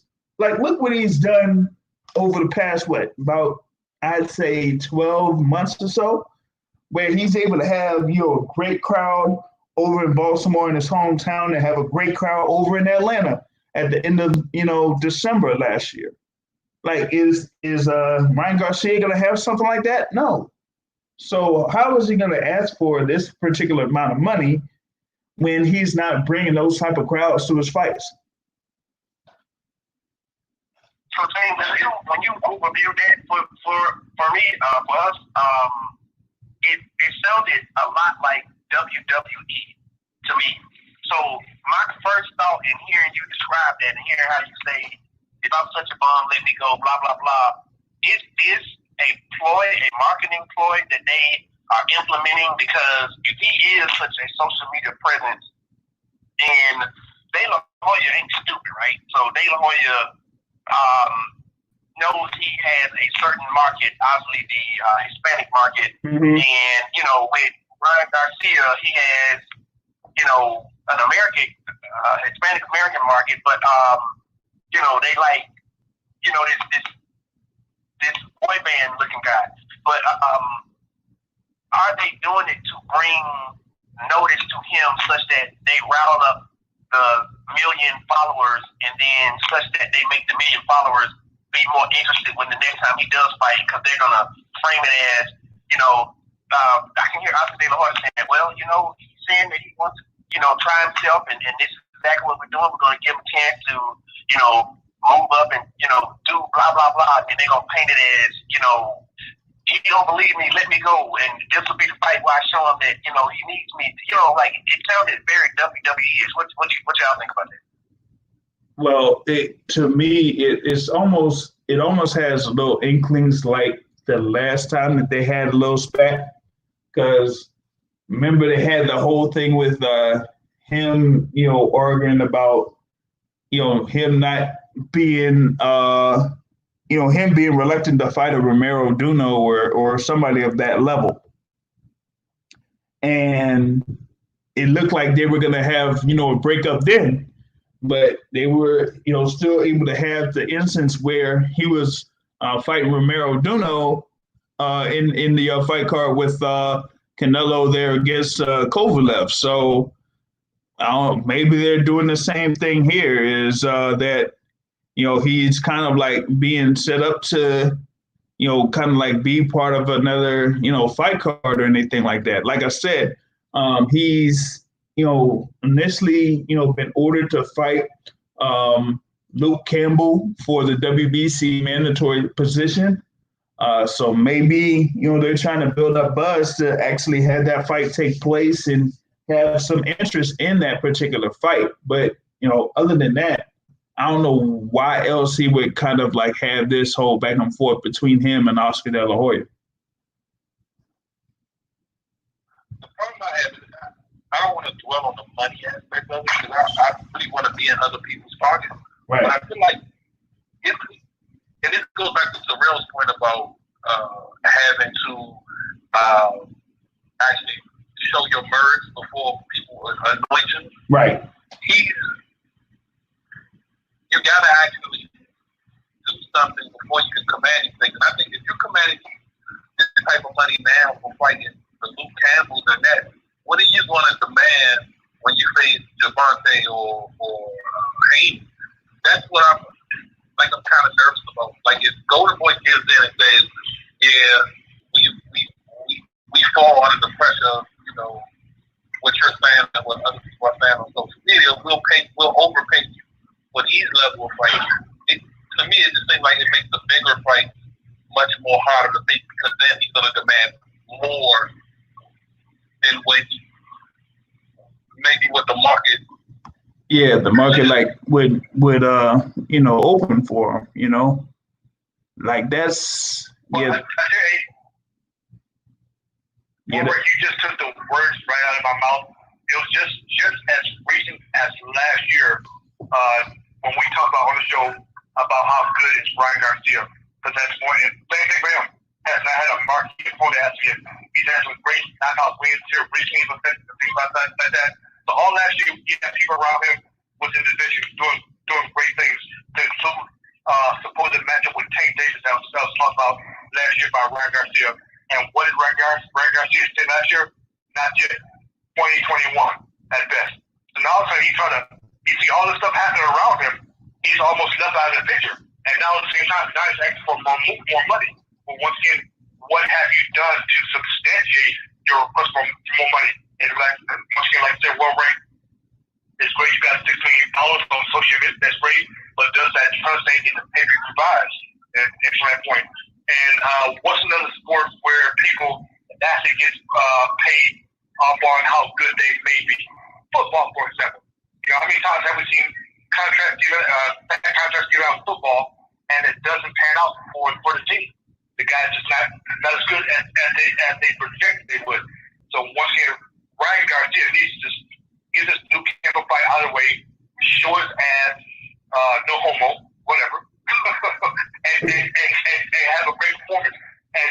have a great name on his resume to build from, because it's a world-class former title contender that he can fight and showcase himself against. But like I said, just recently last year, he himself said he was ready for tank. He said 2021, something like that. So it's the same thought line. He needs to fight his fight, and then talk to me about the money. Yeah, show me the money after that. Definitely. Yeah, I mean, and like you said there with the thing about football, like they kind of like pay up to up to the potential, in most cases, or it's either potential or what you've already done. And we've had the biggest example of someone getting a new contract from what they've already done. You have the thing there with the big contract signed by the Kansas City Chiefs quarterback there, Patrick Mahomes. He gets that what is it, $400+ million, but with the NFL they have it structured to it's basically bonuses mainly it's basically a back-ended deal, but still have that being the highest paid contract in NFL history.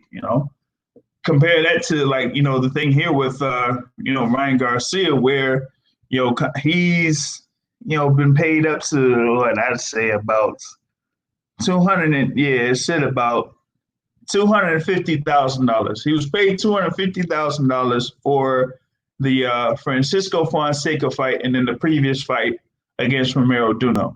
So you mean to tell me that you're trying to ask for a significant amount, more than $250,000 for your next fight? So, like World Rank said, like say for example, he goes up against a Luke Campbell. Like, how much is he going to ask for that? It's probably going to be, what, $400,000, $500,000, or probably more than that. I think it's more than that. Yeah, more than that, for Luke Campbell. So, yeah, I think he get paid like 3 to 4 for the fight he's doing right now. Well, probably with other stuff that's added on to it. Yeah, because I think that thing with 250 is a base salary. So, yeah, that's the thing. I mean, I'm like, what else is he asking for in this particular instance where if he fights Luke Campbell, then that's going to be for like said over $500,000 or something like that. Then after that, when he fights for a world title, how much is he going to ask for in a world title fight? Unless if you're a Vasyl Lomachenko or Teofimo Lopez, when they fight each other, who else is going to be pulling that much money for a fight in the lightweight division? Nobody.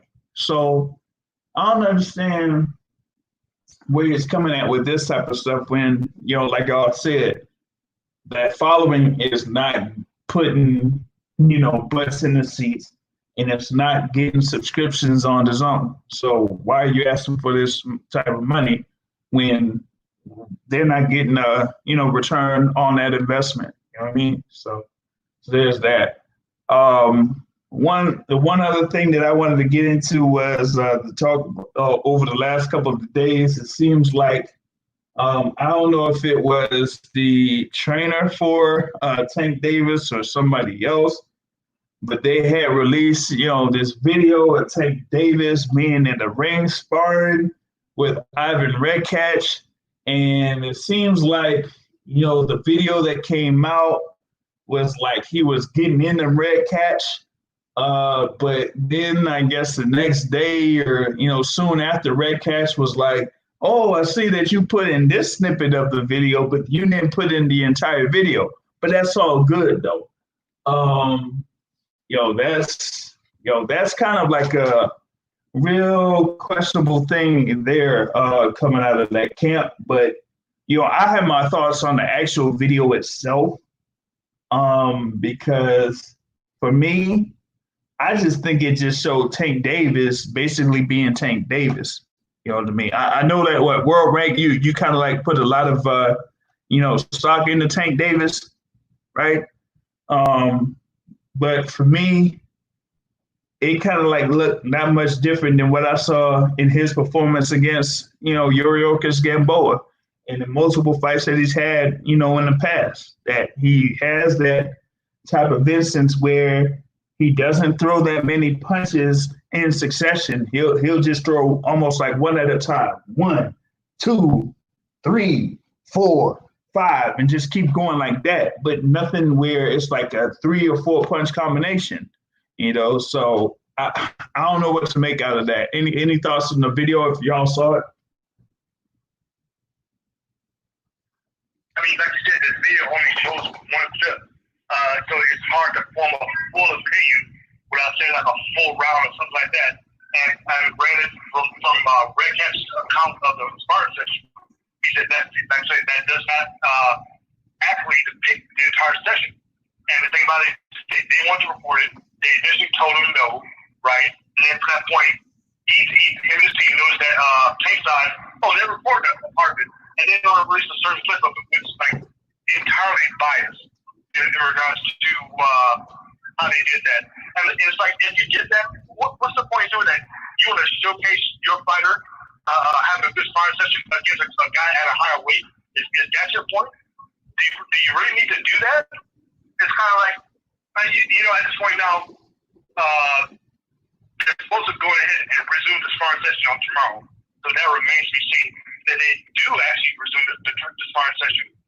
Will they air more videos so we can form a fuller opinion in regards to sparring between Tank and Red Cat? But on the outside, it looks like you just trying to showcase yourself against a guy at a higher weight. It's kind of cheesy. And it's like you're a world level fighter. You don't need to do that. We know you got power. We know that. But for now. Yeah, there's just some things I agree with everything, Terrell. You go ahead, James. I'll tell you. I was like, I mean, there's just some things that you just don't go ahead and release, man. Like usually those type of sessions are closed door sessions. So you ain't supposed to have, no phones, no cameras, none of that type of stuff in there.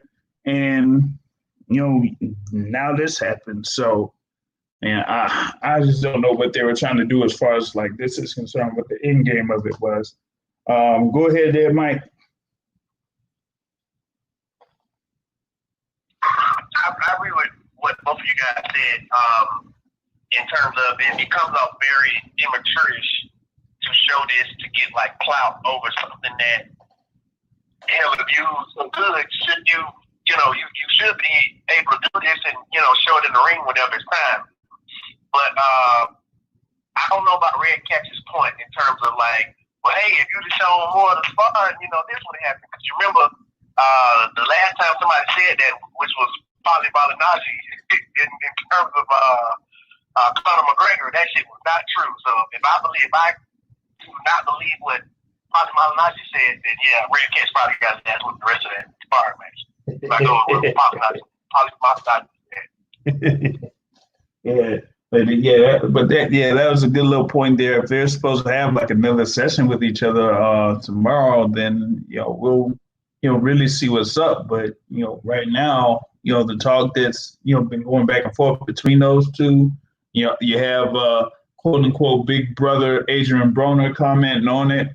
It's a little bit of a mess here right now. So I'll check the social media waves to see what both of these guys are saying, but I just don't know, man. It's a little bit of a mess, but I think that it's got to be something where it's going to be straightened out a little bit, man.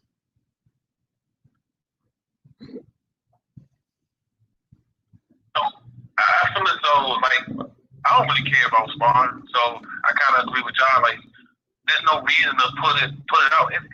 And look who, it's like, Ivan Red Catch really, like, what type of clout are you pulling by showing it? So, to me, like, first of all, it's sparring. I don't really care too much about it, but because it's who it was, it's like, y'all disrespecting somebody who, giving you some type of work, even if you're dominating them, even if you're not, whatever the case may be, he's giving you quality work at a high for a guy at a high weight, and it's just like, are you really get more likes because it's Ivan Rakic? Like, what is the point of doing all of that? On Ivan's side, at first it was like, yeah, y'all, you recorded it, you should have showed all of it. But then he goes back and says, well, fuck you and your team,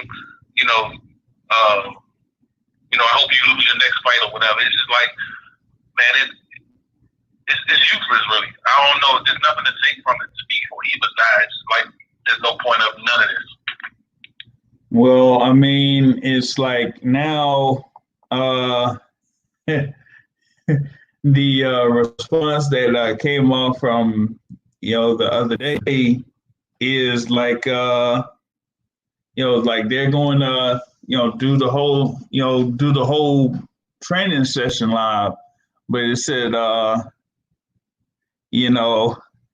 it looks like they got like a back and forth, because they said like Tank Davis said, was it about 24 hours ago, it said they're gonna run it back Monday and they're going live with it, and a few hours later, Red Cats puts up a post saying that they weren't supposed to be recorded, but they recorded like the best 30 seconds within the 6th round thing. So I don't know, man. It's like it's a little bit of interest in reference to this, but as far as like what will come out of it, I'm not sure. So we'll see what happens Monday. Where are they going to be? I don't even know where they're going to be at. It's probably somewhere in Baltimore or whatnot. I think, who is it? Coach Cal that's with Tank Davis or something like that. So I don't know. It's going to be recorded in some shape, form, or fashion with that. So I mean, that's all I got in reference to that. But gonna put in a close to this particular episode of the Boston Source Radio Show. Big thanks for Austin No Doubt Trout for coming in when he can. When he did, to kind of like explain what's going on there between him and the WBO. We'll see that he'll get that win in the courts so he can get paid, because who cares about getting a ranking there in the WBO? Just go ahead and get that bread, man. So that's all I got for this particular episode. Be sure to catch the next one here coming up on July 19th, 7:30 p.m. Eastern Time. And like I say at the end of every show, point of boxing is to hit and not get hit, not to stand and trade. On that note, I'm out. Have a good evening, everybody. Oh, God.